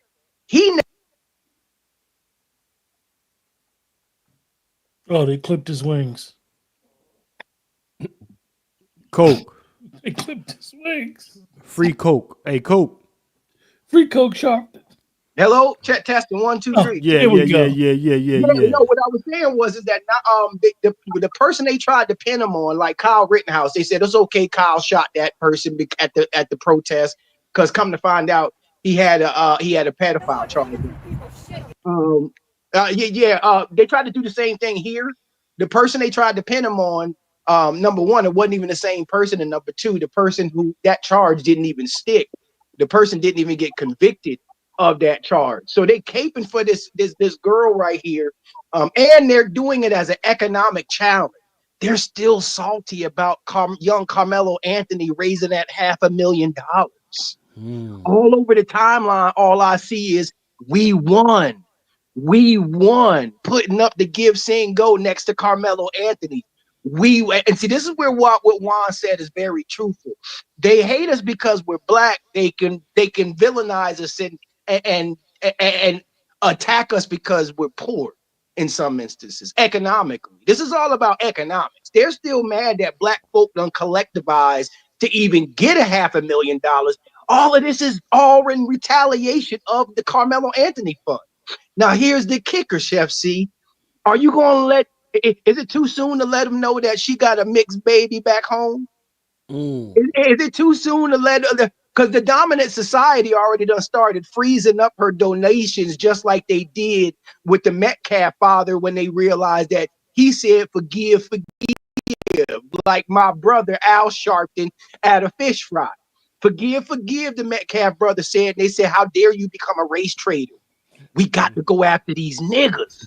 So we gonna stop donating to you, Metcalf father, and we been stopped donating to the Metcalf mother, who hasn't reached her $200,000 goal since the past 2 weeks. So Metcalf's money's done dried up, but now they have a starlet now in this little cave demon, double wide demon right here, and all the money's going towards her. But when they find out that she come from a long line of black boyfriends, oh, she one of them double wide trailer demons. A dirty footing. Correct. Yeah, she's a mud duck. Yeah. See, because she burned the coal in the past, and now these demons done found out that she got to pay the toll now. So hold on. So her little nigger moment was just to get a shot back at all the long strokes that she was taking from back in the day because she couldn't get it with them cats per se. Correct. Okay. Yeah. Well, she was supposedly in porn. So how many slaps to the face with the big penis did she get? Oh, come on. About 200. Dr. Stewart owned it. Oh shit! Realize that, like I said, one of the things is that we're so triggered when it comes to, unfortunately, racial issues, and how she knew, and the guy in the camera, like, this could all be one big grift. We never know, because we have to understand that everything that we see that's going on is a performance. It is a performance. So if you're not an individual that's triggered so emotionally with these issues, you'll be fine. You'll see that if she do get that bag, she's gonna, excuse the expression, she's gonna go home and give it to that nigga boyfriend. And she should. And not only that, she's going to give it to her friendly neighborhood crack and meth dealer. And he's gonna give her all the eggplant that she can handle. Come on. Wherever she needs to handle it. The N-word is a $1 billion industry. All right, go there, Wolf. Go ahead, Juan. Go ahead, Wolf. N-word is a $1 billion industry. The only word you can say on YouTube without any censorship. And get paid for it. And if you don't know how to tap into the grift on the N-word, that's on you. Like I said, I'm seeing both sides of the equation. I'm seeing her, and this is my first time ever seeing this video. So I don't know him or her. My first time seeing the video, hearing about the whole situation. But when I heard, what I saw was with the Somali community, with that immigrant community, is they're using, if we can't get them on board with us, and we got to produce videos that show that we're all catching it. And just put it out in the algorithm and have us talk about it. And it's exactly what they're doing. Okay. They might get the dime in money, but they're getting the views. And it touches little black people's hearts.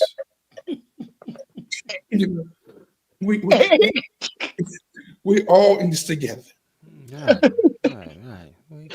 Hey, Chef, see, that's why everybody love everybody. Come on. That's why, hey, Chef, that's why I had to hit you with the OG original clip just for Juan. Because hold on, let me spin it. Hold on. Say that. Let me spin it for Juan. Let me bring Juan. Let me give Juan what he deserves. Yeah. Pause. And then you elaborate and wake this up for us, Coke. You call him a nigger, the child? The fuck you talking Did you about? call the child the nigger word? It is my own business. You call him a nigger? Okay, why don't you have the balls to say it right now again? I'm definitely clipping that shit up. Okay. Nigger. All right, that's what you say. You don't go digging through people's shit, you dumb fuck. Nobody dig into your shit. A little fucking kid just did, you dumbass. That little kid, you call him a nigger? Yeah. The little child? What if he acts like one, he's gonna... Are you about to hit him? You chase him here? He took my son's stuff. So that gives you the right to call the child, 5-year-old, a nigger, the N-word. If that's what he's gonna act That's like. what you're gonna call him. That's what he's gonna act like. You know, that's a hate speech. And you can be recorded for that. I don't give a shit. Fuck off. Okay, we'll see about that, what the internet has to say about you. You gotta respect the blatant. She 10 toes. She really is. And if you zoom out 60,000 feet, like Juan said, notice. Now, I done got my account clipped last week for going at the small hat, going hard on the timeline on Elon Musk's internet, even over the Facebook. Facebook is now starting to relax a little bit. You can say what Q say. You can say it with your chest, that N-word with the hard ER all the way through. Oh, but don't you say nothing about them small hats though. Don't you say nothing about the bundle of sticks though. Don't you say nothing about that faggot though. But that hard ER, oh, it's monetized. Juan is right. It is monetized. You are getting incentivized for dropping that hard ER in the timeline. You see? Well, I mean, listen, gentlemen, this is listen, I respect it. Like I said, not in that way. Some of my black folks don't get so sensitive. I just like that America has no problem reminding Negroes that you just a Negro. Ultimately, you know, it's a whole bunch of people walking around like everybody love everybody. Come on. It's way too much of that. Okay. Hey, Chef, a pattern is starting to develop as well. Help me protect my family. Where's the father in the home? Yeah, on both sides, her daddy and her child's daddy, both children with different fathers. Where's the fathers in the home? You get to the Metcalfs, how they gonna be divorced and the kids, the twins living with the auntie? See, a lot of folk tripped over that one.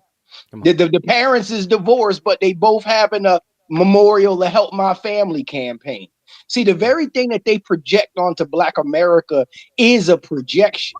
It is them. They are the double wide trailer park dwellers with single parent family. You understand what I'm saying? Barely 2 nickels to rub together to get a Pabst Blue Ribbon. This is America. This is America. You staring at America in the park right now. That's America right there. Okay. That is America. I want to help this brother out and remind people that in 1992, over 50% of white folk who don't finish high school, over 50% of the children born to such people were out of wedlock. That was in 1992. That's 33 years ago. Yes. 33 years ago, 50% illegitimacy rate for low-income white folks. 33 years ago. Do you think it's better now?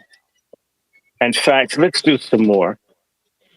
How many people know that in the state of Ohio, the racist state of Ohio, they do everything they can to force Black people who are foster parents to take white children because the Black foster parents treat the children better than white folks do. And so they will give Black kids to a white family knowing that they'll be treated badly and give white kids the Black family so they get the full treatment. Because folks who know the history know who used to raise white people were Black folks. As our families were destroyed, we were not only building up their commerce and their income, we were building up their families. So he could have 15 mistresses and she could grab the meat of the butler, and some Black woman whose kids are malnourished with rickets because they don't get her milk. That milk goes to a white child whose mom won't even breastfeed her own white son. This is part of America too, if we can be honest with each other. Who's with me? And so you'll never see a show like Bill Moyer's show from 1986, The Crisis of the Black Family. You can find it online. But you have hundreds of thousands and millions of illegitimate white kids. But that's never the image, because the media works overtime to protect the image of white people. And two, I can recall reading an article back around 2025 years ago. One reason, I'll tell you, when you see all this gentrification in the city, one reason that people move into the city is based on the article that I was reading, that crime in rural areas had gone up 300%. 300%. And that's white on white crime, stealing, killing, robbing, all of it. White America's in a total crisis. Okay, and the chickens have come home to roost. Of course, you can give people a lot of drug court. You can do all kinds of stuff to keep them out of trouble so they don't do time. But this is why you have such a severe issue with meth and with fentanyl. With crack, it had a Black face.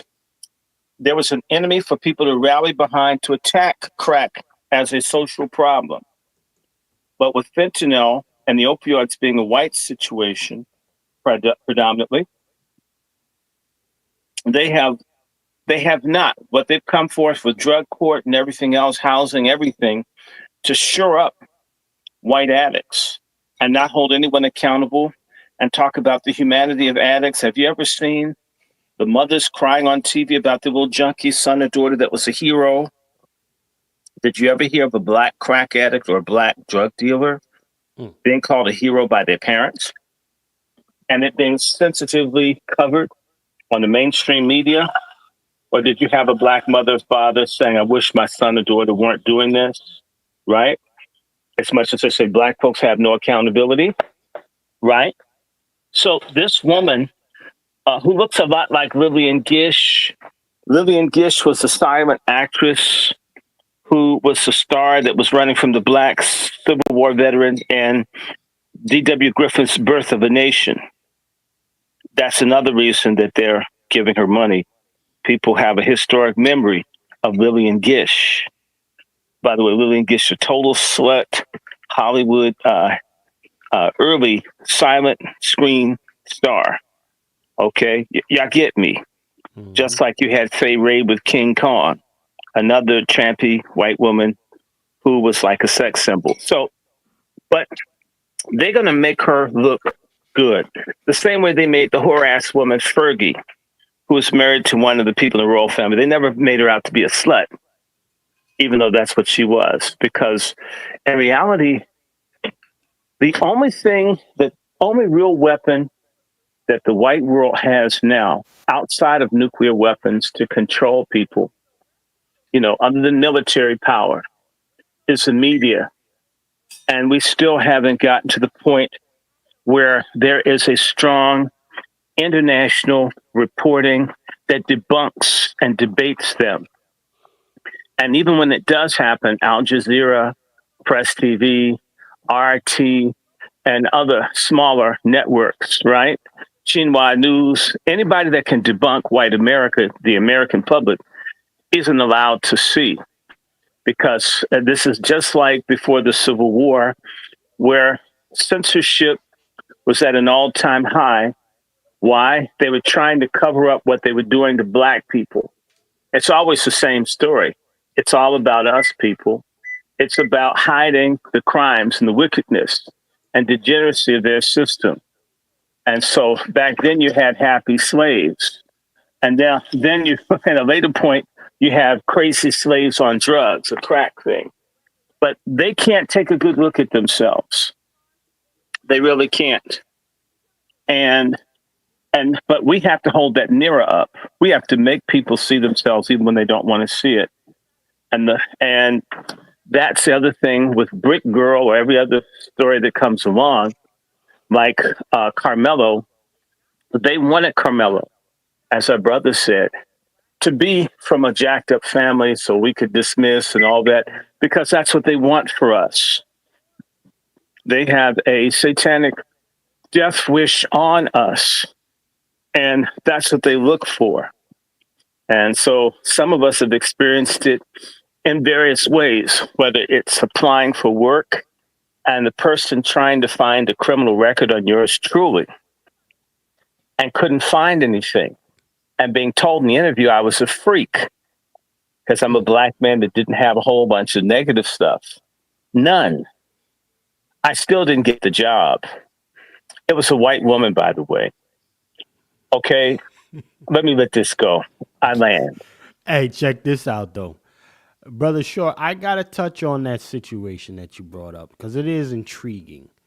However, I found that was not the officer that killed the father. I mean, that killed the son. It was a different officer. And the officer that he then decided to put that work in on was a officer who recently retired.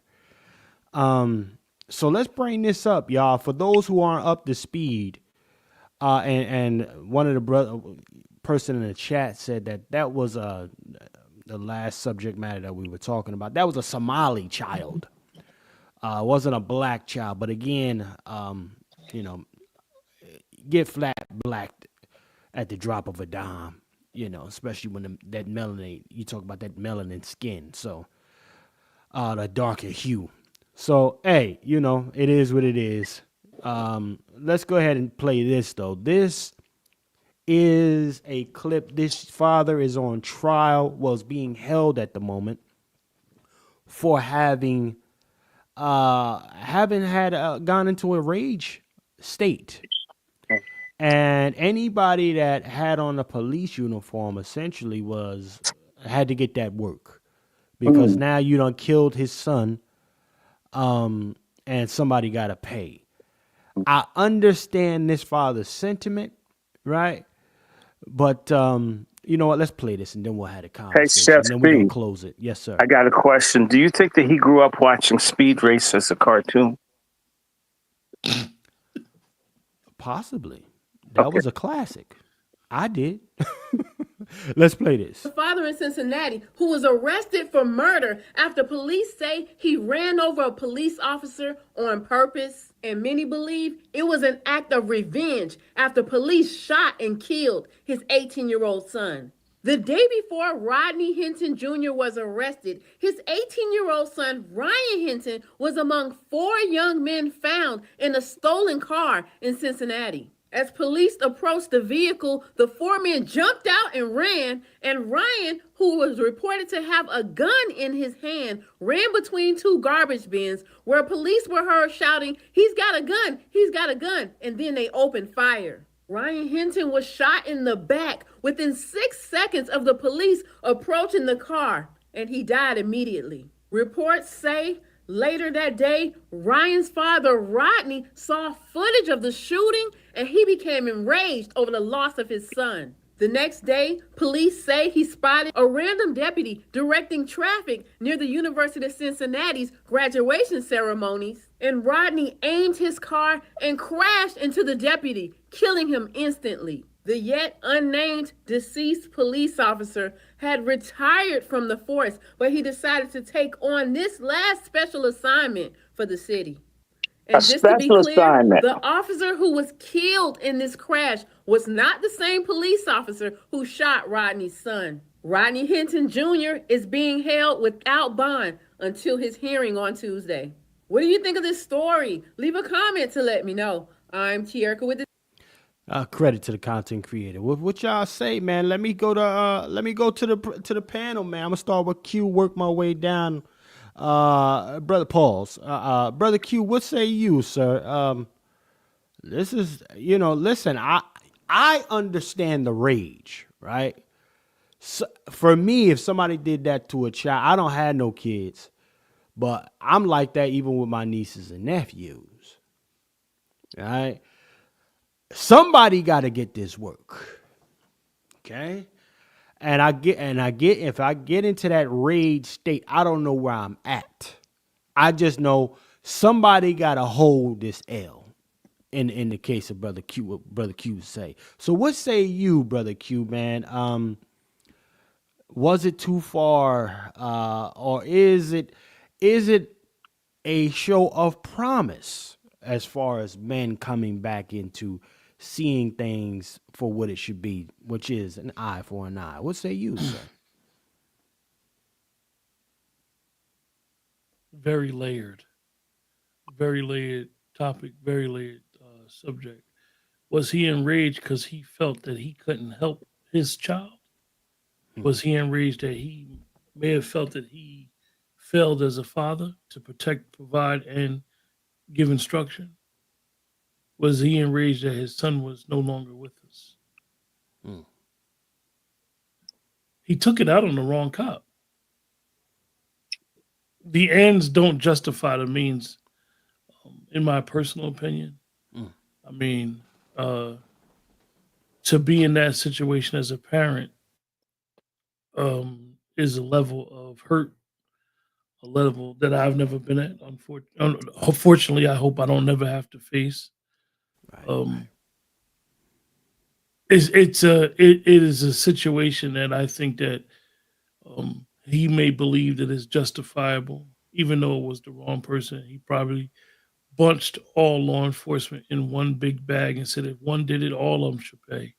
And I'm not going to say much because we are on the internet and people got platforms and things that they got riding. So I don't want to say nothing to jeopardize anything that may come back. So I'm going to just say, let the tape play a little bit. Not that, but just the whole situation. It's just unfortunate, man. It's unfortunate. 2 lives gone, and now he's sitting there. And I'm sure that if he was, I'm going to just say this, it's almost amazing that they said automatically that he did this act intentionally because nobody knows his intention. You got people that be in the street when people are trying to drive and get where they're going. So it may not be that true.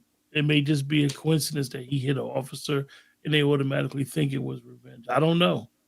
I mean, that's, a day later. I could see if it would have been like as soon as he saw it on the news, he went out and just sought out an officer or whatever. But a day later, some of the rage may have been gone, and he might have just been like, it might have just hit an officer who just happened to be directing traffic. They do stand in the middle of the street, unfortunately.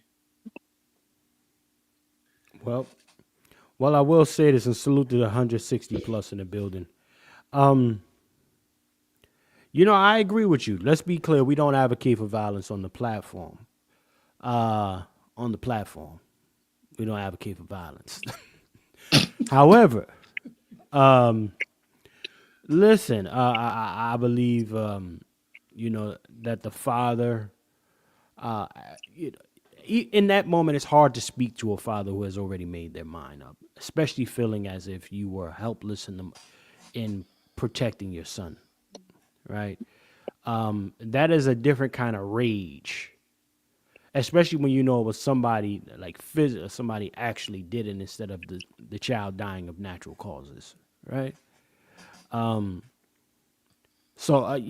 we don't advocate for violence on the platform for all you fucking pieces of shit out here who like to do surveillance and bullshit.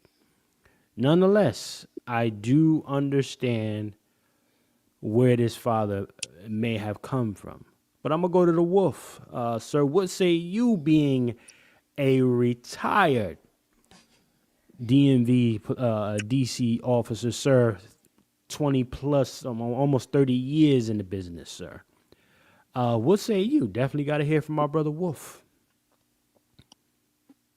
Hold on, Wolf. You are muted, sir. You are muted. If this story is accurate, again, this is my first time hearing it, seeing it.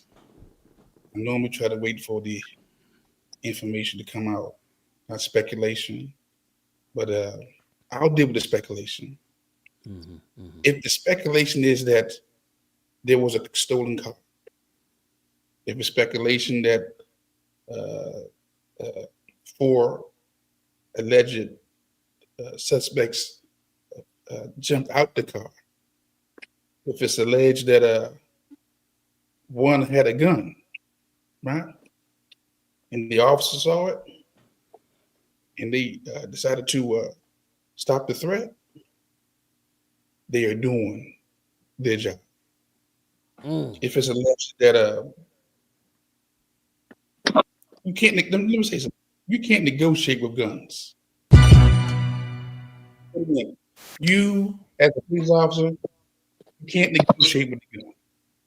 You see a gun, all it takes is seconds. You get 1 round off. Okay?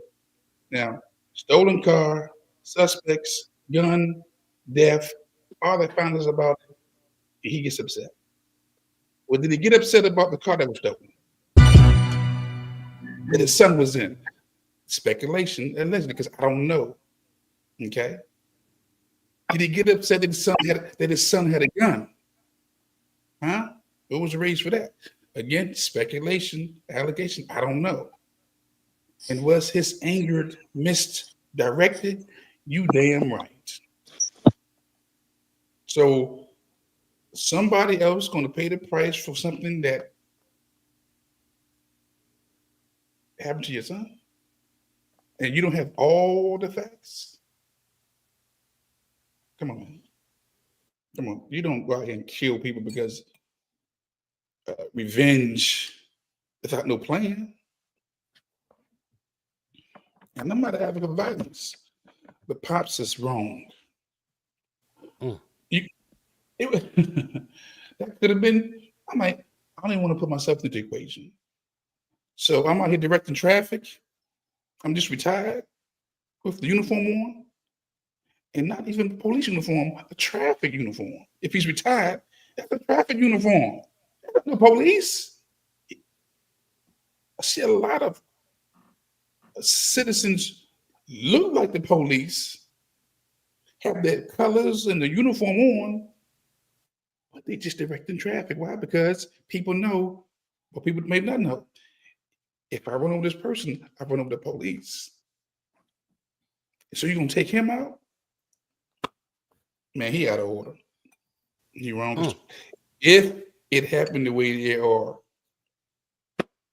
reporting it, no, he wrong. It's two left shoes.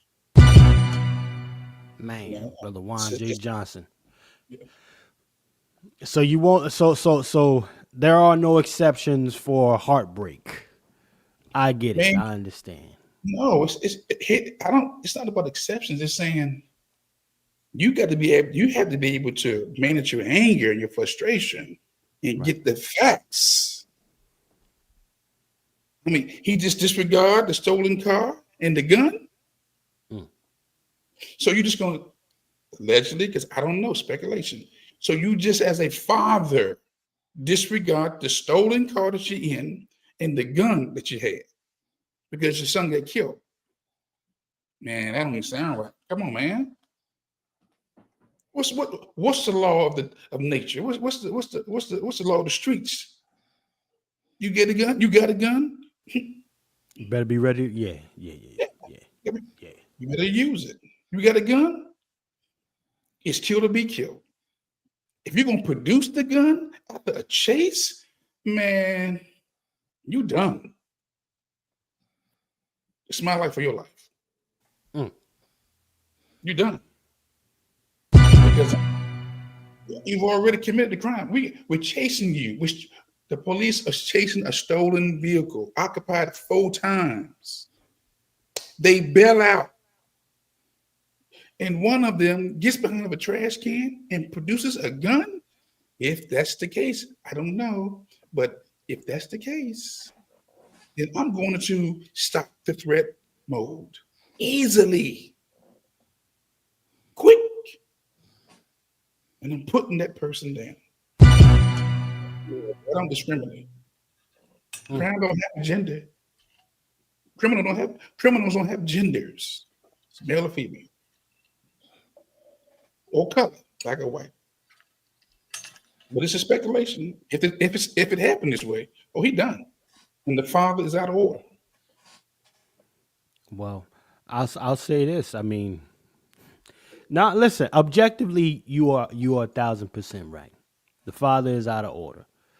I'm just sympathizing with the loss, but even in those moments, we have to have better and greater command of our emotions. Okay.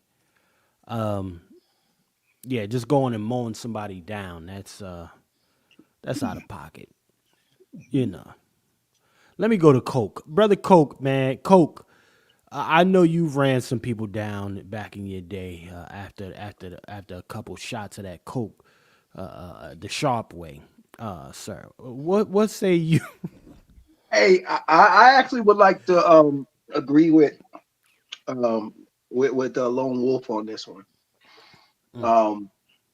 Yeah, I gotta agree with Lone Wolf on this one. And the thing is that it's a part of me that don't want to agree, but then that would be me being no emotionally different than say that father was. You know, oh gosh, Lee, I know we amongst family.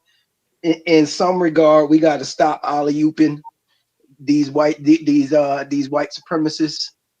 This is the reason why they can go on the timeline with memes like "my baby didn't do nothing." You understand me? And this is the reason why they can go on the timeline and say things like, "See, these black folk have low impulse control." If you really gonna be targeted, go at your target. You understand what I'm saying? If I'm not mistaken, Juan would know better than me, but you don't get any points for shooting at somebody else's target. As a matter of fact, that would be a complete miss, even if you hit another target. I'll land on this. when the silverback gorilla want to head up fade, you can't go and attack Bubbles the monkey. Right. Right, Coke. That's a fact. Salute the brother Coke. Salute the brother Coke. But brother Dr. Short, sir. Put that question up, Brother Wolf. What about the boy being shot in the back? Oh, this brother, brother Senwaki. Well, what about that? He's a fleeing felon. There's nothing written in the police hand code that says you can't shoot someone in the back.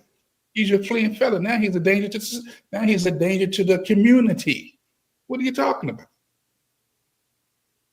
All this, you can't shoot someone in the back. The hell, you can't shoot someone in the back. What are you talking about?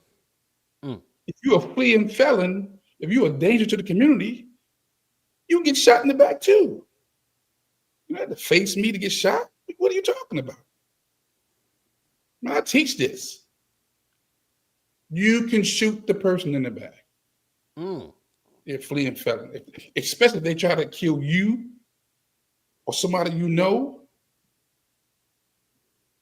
or they've already committed some type of act of serious bodily injury that can result in death, and they've already did the act. Come on, man. Well, this may be breaking news to some, but there's nothing that says you can't get shot in the back. Well, this is what I didn't know. You can shoot people in the back. That's a fact. I didn't know that. I did not know that, sir. If a person who's already committed an act of violence that can cause death or serious bodily injury, and now they're trying to escape, he gets shot in the back, or her. You stop the threat, because now the threat becomes a threat to the community. It just makes sense, right?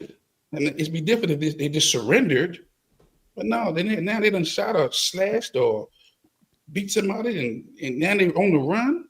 That's a fleeing felon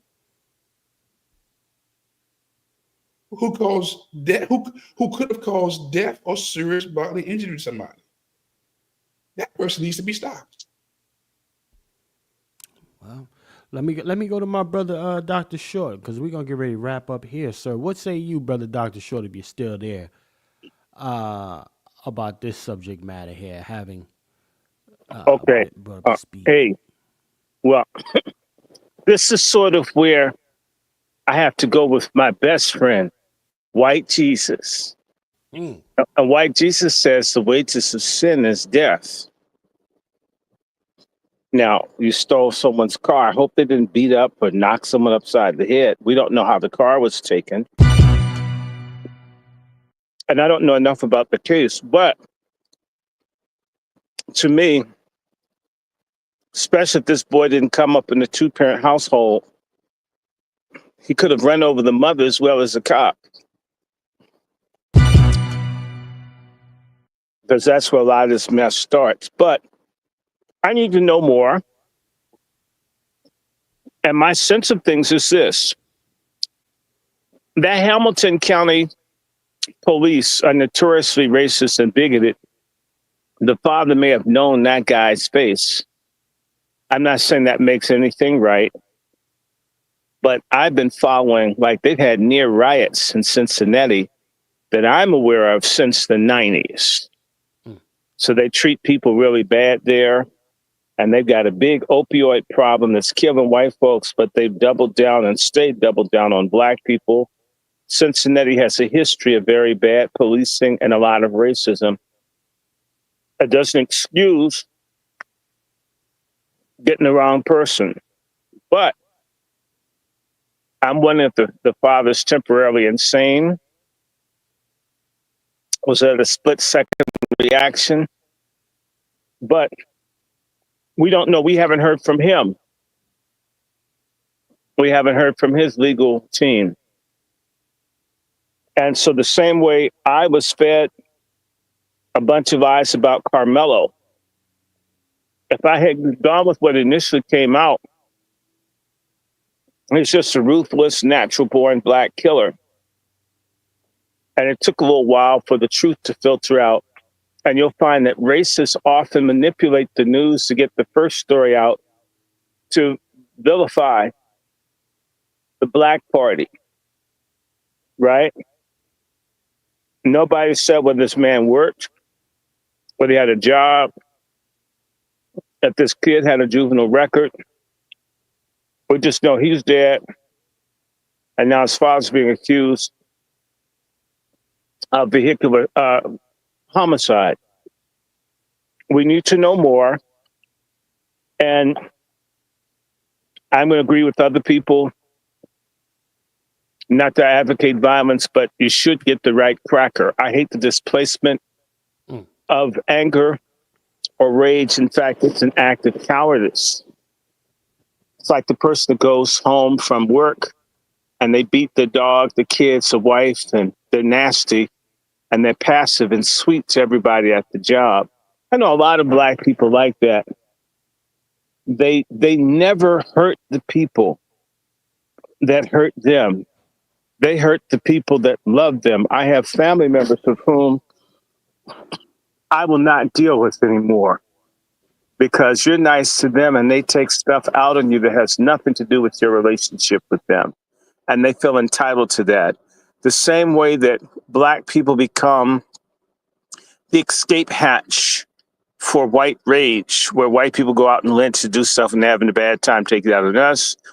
We have a criminal class or a non-coping class of Black people who hurt us over the difficult time we're all having.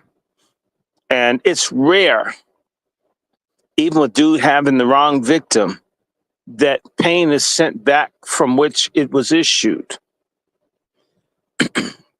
So I'm not advocating anything other than my thought about the stories that you're seeing. In the case of in Georgia, I think the father did shoot the officer who shot his son. But I brought it up because I'm seeing a trend of blood for blood that it's not a good thing. But at the same time, certain sorts of things that happen between police units or police divisions or whatever and communities are different based on who they're messing with. And so eventually word will get around that if you bother certain people, you could have a problem if you're unfair in how you treat people. But that doesn't make any of this stuff right. So we,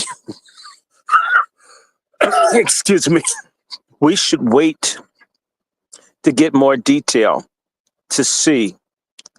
So I'm not going to run around and call this guy Django. I'm only going to say that we need to know more. And I agree with Lone Wolf. In fact, let's just go on the record. For me, I'm sick and tired of Black criminality. I'm sick and tired of folks that won't attack the gorilla of white supremacy or the gorilla of wealth disparity, all these gorillas that we should be able to gang up on and take down. And we would rather mug our grandmothers, our grandfathers, our elders, bully people, steal folks' lunch money, terrorize people amongst us who are supposedly our people. And then we're nonviolent and loving with everybody that hates us. I'm sick of it.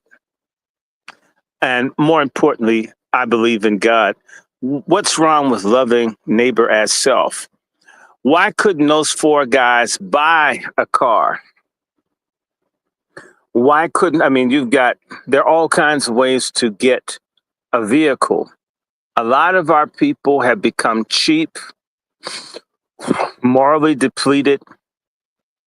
The ends justify the means, whether it's who folk are sleeping with, laying down with.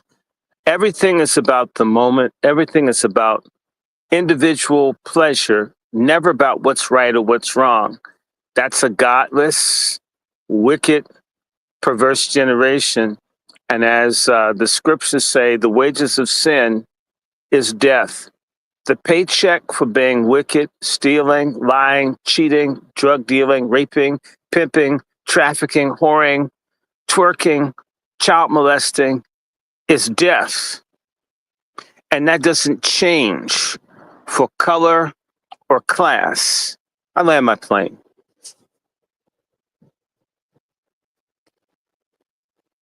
I will say this. We're definitely going to follow this thing and see what happens, what comes of the situation. But, it's definitely, hold on, I see something here. What's that? Oh, Coke. Oh, Chef, did you get that Letitia James toy I sent you? Yeah. You need to post that, brother. This guy crazy, man. Well, let me give your homegirl a little shine, Dr. Short. Let me give you girl. Hold on. Let me see. Do I have it? Letitia James? Where's she at? She's so big you can't miss her. Okay, hold on. Yeah, I can't find it. I think I got oh shit. Okay. That's okay. The problem is I got a lot of new shit on here. That's Do you want me to send it to you? I would say no, sir, because Letitia needs her own spotlight. That's what I think. I would say we'll do that on the next Pat Talk. Yeah, I think that makes sense. Give her the light that she deserves. Sir, let's get ready to break this thing down. Brother Dr. Short, sir, let them know what's happening with the Angry Black Man's Book Club and what we got shaking, and when's the next Saturday service, sir? Well, we always do Sabbath sermons every Saturday, typically about 2:00 on the Angry Black Men's Book Club on YouTube. I know starting maybe tonight, we've been doing readings talking about Nazism and Christianity and white racism and black people. So I've been reading from different books showing how all these televangelists that you guys keep sowing a seed to when you won't invest in yourselves, how all these people are linked to the KKK and the Nazis, and they have a master plan to either keep black folks down and then more extreme groups want to wipe us out. So we're talking about Christian identity, Roy Davis, William Branham, and we're going to connect it to Take Dick's Cakes and a lot of other people, all these crooked black preachers that won't open their mouths when our people being wiped out, to show their connection to the Ku Klux Klan and the Nazi Party, believe it or not. And so that's what we're doing this week. So we'll be talking about this, race, Nazis, Nazism. Just check it out. But I have a couple of programs already. I'll be doing them. I may do one tonight. Basically, what we do is we read and I share and discuss with people what these texts are saying. But people need to wake up, and anyone interested in learning about these books on the Ku Klux Klan, which is completely in all the churches, Paula White, all of them, Benny Hinn, Kenneth Copeland as a Klansman, all of these people, if you want details, there's stuff out there I'd be happy to share with you, point you to. There's some white boys within these groups and are now telling all the truth about how racist they are. In particular, in a nutshell, there's a whole theology that's hidden from us that scores of millions, they're talking about 20s of millions of white folks believe that Black American people and all other Black people come out of the nuts of the devil. We're the serpent seed. Basically, the devil gangbanged Eve in the Garden of Eden and created Cain, the father of Black people, a murderer and a godless person. And this is why they're against any improvement of the living conditions of Black people, because we're children of the devil who deserve to be destroyed, and they're children of God. So that's been our topic. I'm going to run this for maybe another week or two. And people can always email me at wrandyshort@gmail.com, wrandyshort@gmail.com, WRANDYSHORT@gmail.com. And I can send you book cover copies and so forth, so you can get your own books, build up your libraries. And also we do Black classic reading. So scholars like E. Franklin Frazier, Charles S. Johnson, just reading what these people were saying about issues like we've been reading from the black family or the Negro family in the United States by Frazier, and also reading people like David Walker, his appeal, and all this kind of stuff. So there's a combination between looking at where the crackers are and also hearing from classic literature of our thinkers and scholars. So that's what I try to do. And also, I just want everybody to say a prayer for our patron saint. One day she's going to come to Pat Talk. Sister Jaguar Wright, I can't wait. Looking forward to that. And everybody, keep your fingers crossed for the Diddy trial. I believe it's going to open up a whole lot of cans of worms that needed to be opened. And other than that, Chef C, tell the people, I'm looking forward to seeing you on the Angry Black Men's Book Club. And you can always check out the videos. There's always something. So there are a couple hundred up there. You'll have a good time. And that's it. Peace. All right, no doubt. Brother Short, real quick, before you go, do you know what time you going live tonight? Well, let me see. What time is it now? It is 3 something. I'm thinking within reason, I should probably go 7:30, 8 o'clock. And I may like take, and actually, this is the thing I'm thinking doing is, since it's a Sunday, most people don't know that Jim Jones, that had all the black people killed in South America, was ordained by Ku Klux Klansmen.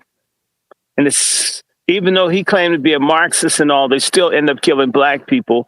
On the left and on the right, these people hate our guts. And so, yeah, Jim Jones was ordained by a racist white dude who was trained by, who was a Klansman, by another pedophile, drunkard, bigamous Klansman. And these people involved in all kinds of things, even Black Wall Street. Part of why there was a massacre of black people there is connected to the man who ordained Jim Jones. How about that? And so there's a continual thing. So we're looking at this whole thing on fake Anglo-American Christianity, basically white Nazism masquerading as, in the name of Jesus, instead of in the name of Hitler. Okay? So I think 8 o'clock, I should be up and kicking something out. Okay. 8 p.m. Angry Black Man's Book Club. Y'all go check out brother Dr. Short. Brother Dr. Short said Nazi like 3 times in a row, and that shit took one of my other platforms off. Yeah, they took me down just now. They took you down too. See, brother Short gonna get our shit snatched. Yeah, the Twitter. Yeah, well, let me go back to brother Coke, sir.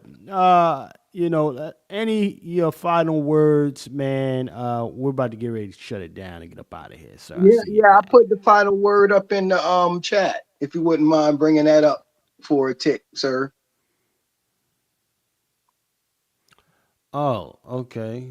And this is a testament to why panels and cooks and scholars and gentlemen like yourselves and myself are so important. Can you bring up that link there, Chef C, to see? And it happens so fast. They want you to turn the blind eye on, but within a matter of 48 hours, what do we have here on the screen, Chef C? Well, well, you share with us, sir, because you brought it to my attention here, sir. Help us seek justice for a 5-year-old facing racial hate, sponsored by the NAACP. And what's that number? The number's so smart. What's the number say, Chef? Is that $300? What does that say that they've raised so far? Yeah, it looks like $300. $300,000. $341,000. They raised the money so fast they had to disable and make the campaign private. This has all happened within the past 36 to 48 hours. And see, the crazy part about it is, not only is that not a Black American, this is why Black Americans need to delineate, y'all. Because see, the NAACP has gone out. You can go to their website right now, and they will talk about nothing but immigration. See, they use the Somali that use Black American hurt and pain and history, and everybody's grifting off our backs. Because if you think that that money is going to the Black American community, you also think that money is going to the Somali community. This is the NAACP we talk about here. So you see, sir, I knew the jokes was in as soon as I saw that fundraiser, NAACP. I said, okay, it's a jokes. As soon as it came through, because did we hear anything from the NAACP about our brother Carmelo? Not a peep. I rest my case. I rest my case. And this is why I appreciate you, gentlemen.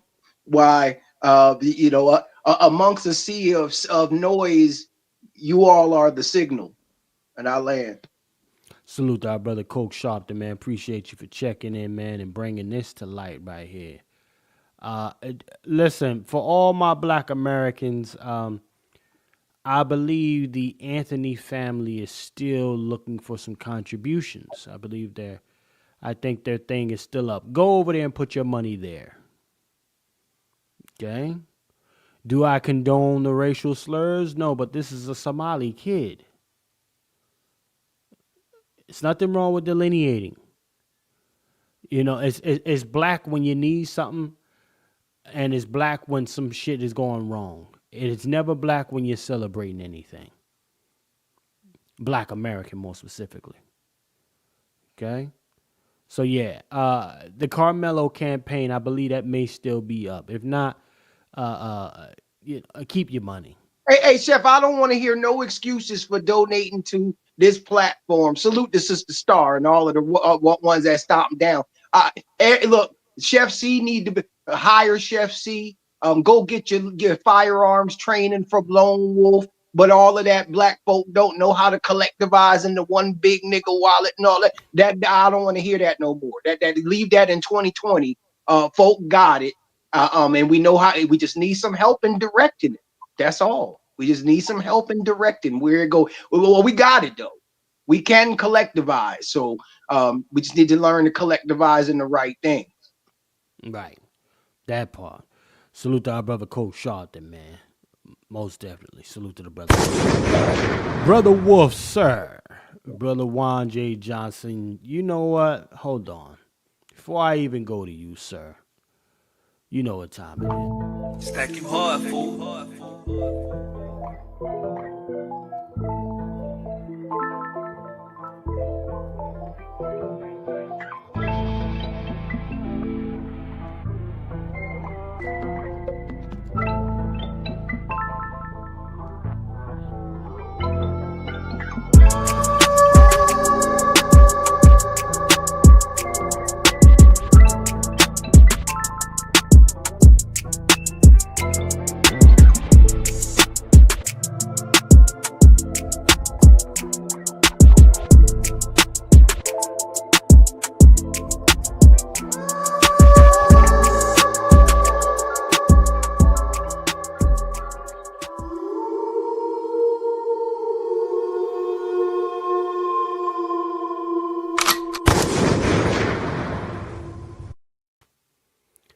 Yes, indeed, our brother Juan J. Johnson. Ladies and gentlemen, brother Juan, any final words from you, sir? And of course, let them know how they can get a hold of Juan J. Johnson, sir. You got the flow. I need you to go to lwftraining.com. That's lwftraining.com. Sign up. If you can't come to me, go to anybody who's a certified gun instructor so that you become responsible gun owners, gun users. I'm always asked the question, have you considered a rifle? Have you considered a shotgun? Have you considered a semi-automatic handgun? Have you considered a revolver? because you need to embrace your Second Amendment. The Second Amendment is not a suggestion, it's a right. The right to bear arms. Indeed, I enjoyed this broadcast. If you got any questions for me, just go to lwftraining.com, leave me a message, or just go to Lone Wolf Firearms on YouTube or on Twitter, or my name, Juan J. Johnson. Just leave me a message. I'll get with you. Again, you'll see me doing these Pat Talks, but I still want you to become responsible gun owners, gun users, because we live in an evil world, and it's time out for projecting our goodness onto folks who wouldn't spit on you if you was on fire. And this is not me advocating no type of violence. Just I need you to all to become responsible gun owners, gun users, for your family, for yourselves, possibly for your city, maybe your county, for the state, and maybe the nation. That's why you are the militia. We are the militia. So, and I'll land my plane with that. Definitely, man. Salute to our brother Juan J. Johnson, LWF Training, ladies and gentlemen.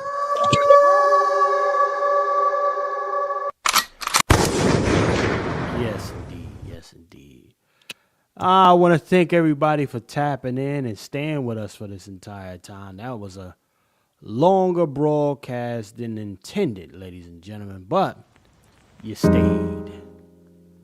So, with that being said, man, I really want to thank all of y'all for checking in. If you didn't know, now you know. I am your host, Chef C from New Jersey. This is our partner broadcast, Pat Talk, to be more specific, with our brothers here. Just giving you our perspective on what a heterosexual man, the way we look at things through our light, individual thoughts. No echo chamber action going on over here. But I also want to encourage you all, ladies and gentlemen, to go to my alternate platform, The Cook Up with Chef C. You're looking to get your skills together for the summer, y'all. You're trying to do some fly stuff. I got you covered. We're pretty close. I think we have reached the number of subscriptions we need, but send some more folks over there. I'm going to start going live. Get y'all right for the summer so you can be spinning the block and doing what you got to do, family. You're going to learn a lot of stuff. Ingredient list will be in the comment or the community section of that channel. I won't be giving no measurements, though. So just get your ingredients and you'll be able to cook up with your boy. Make sure you go ahead and subscribe to that. I am a Michelin trained chef, so I'll get y'all right for the summer and any other occasion in the future. You dig? Again, I want y'all to also know that today's broadcast and season 2 of On That Next is brought to you by Bloodline Films in collaboration with our brother Juan J. Johnson, LWF Training. And he wants you all to know that there is a lone wolf in all of you. So definitely go check our brother Juan J. Johnson out, man. Definitely. Ladies and gentlemen, what we found here today is that racism is still very live and well. Regardless of what people want to tell you, I don't see color. What the hell if they don't? This system, the very existence of this system, requires that you identify and acknowledge the differences in color. That's where the power comes from. So with that being said, I want to thank everybody for joining us here today. Salute to my sponsor, all right, Brother ABM, and my other co-sponsor, Sister Carla, for putting on. And I also want to thank our contributor as well today, my brother Nico. Salute to you, brother Nico, for helping us keep the cook up going, keeping that exhaust fan rolling for today's service, sir. All right. Now, one final thing, ladies and gentlemen. Remember, in a system of white degeneracy, you stand for nothing you fall for anything. My name is Chef C, and I'm out of here. Salute to all of y'all that's checked in with us. Peace, family. Catch you on the next side.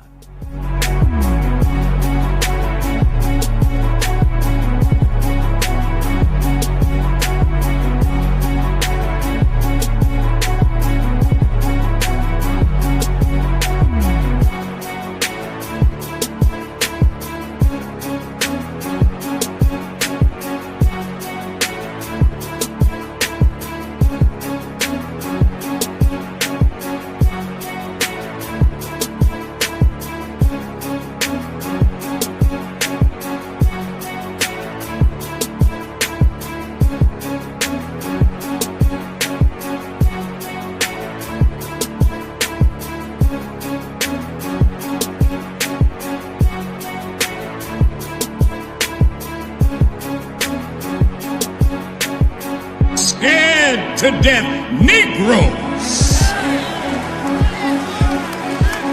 are my enemy.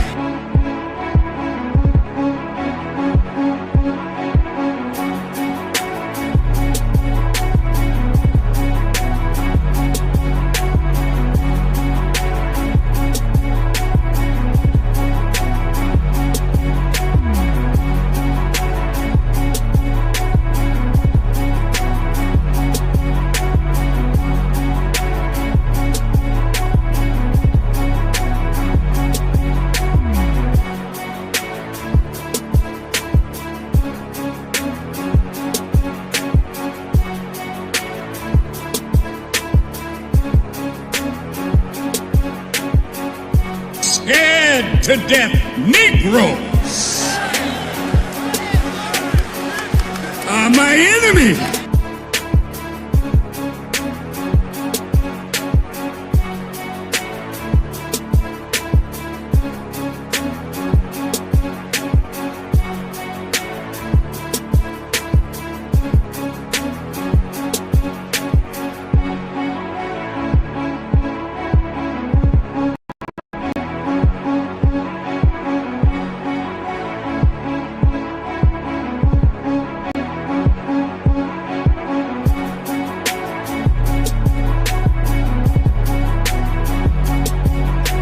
Scared to death Negroes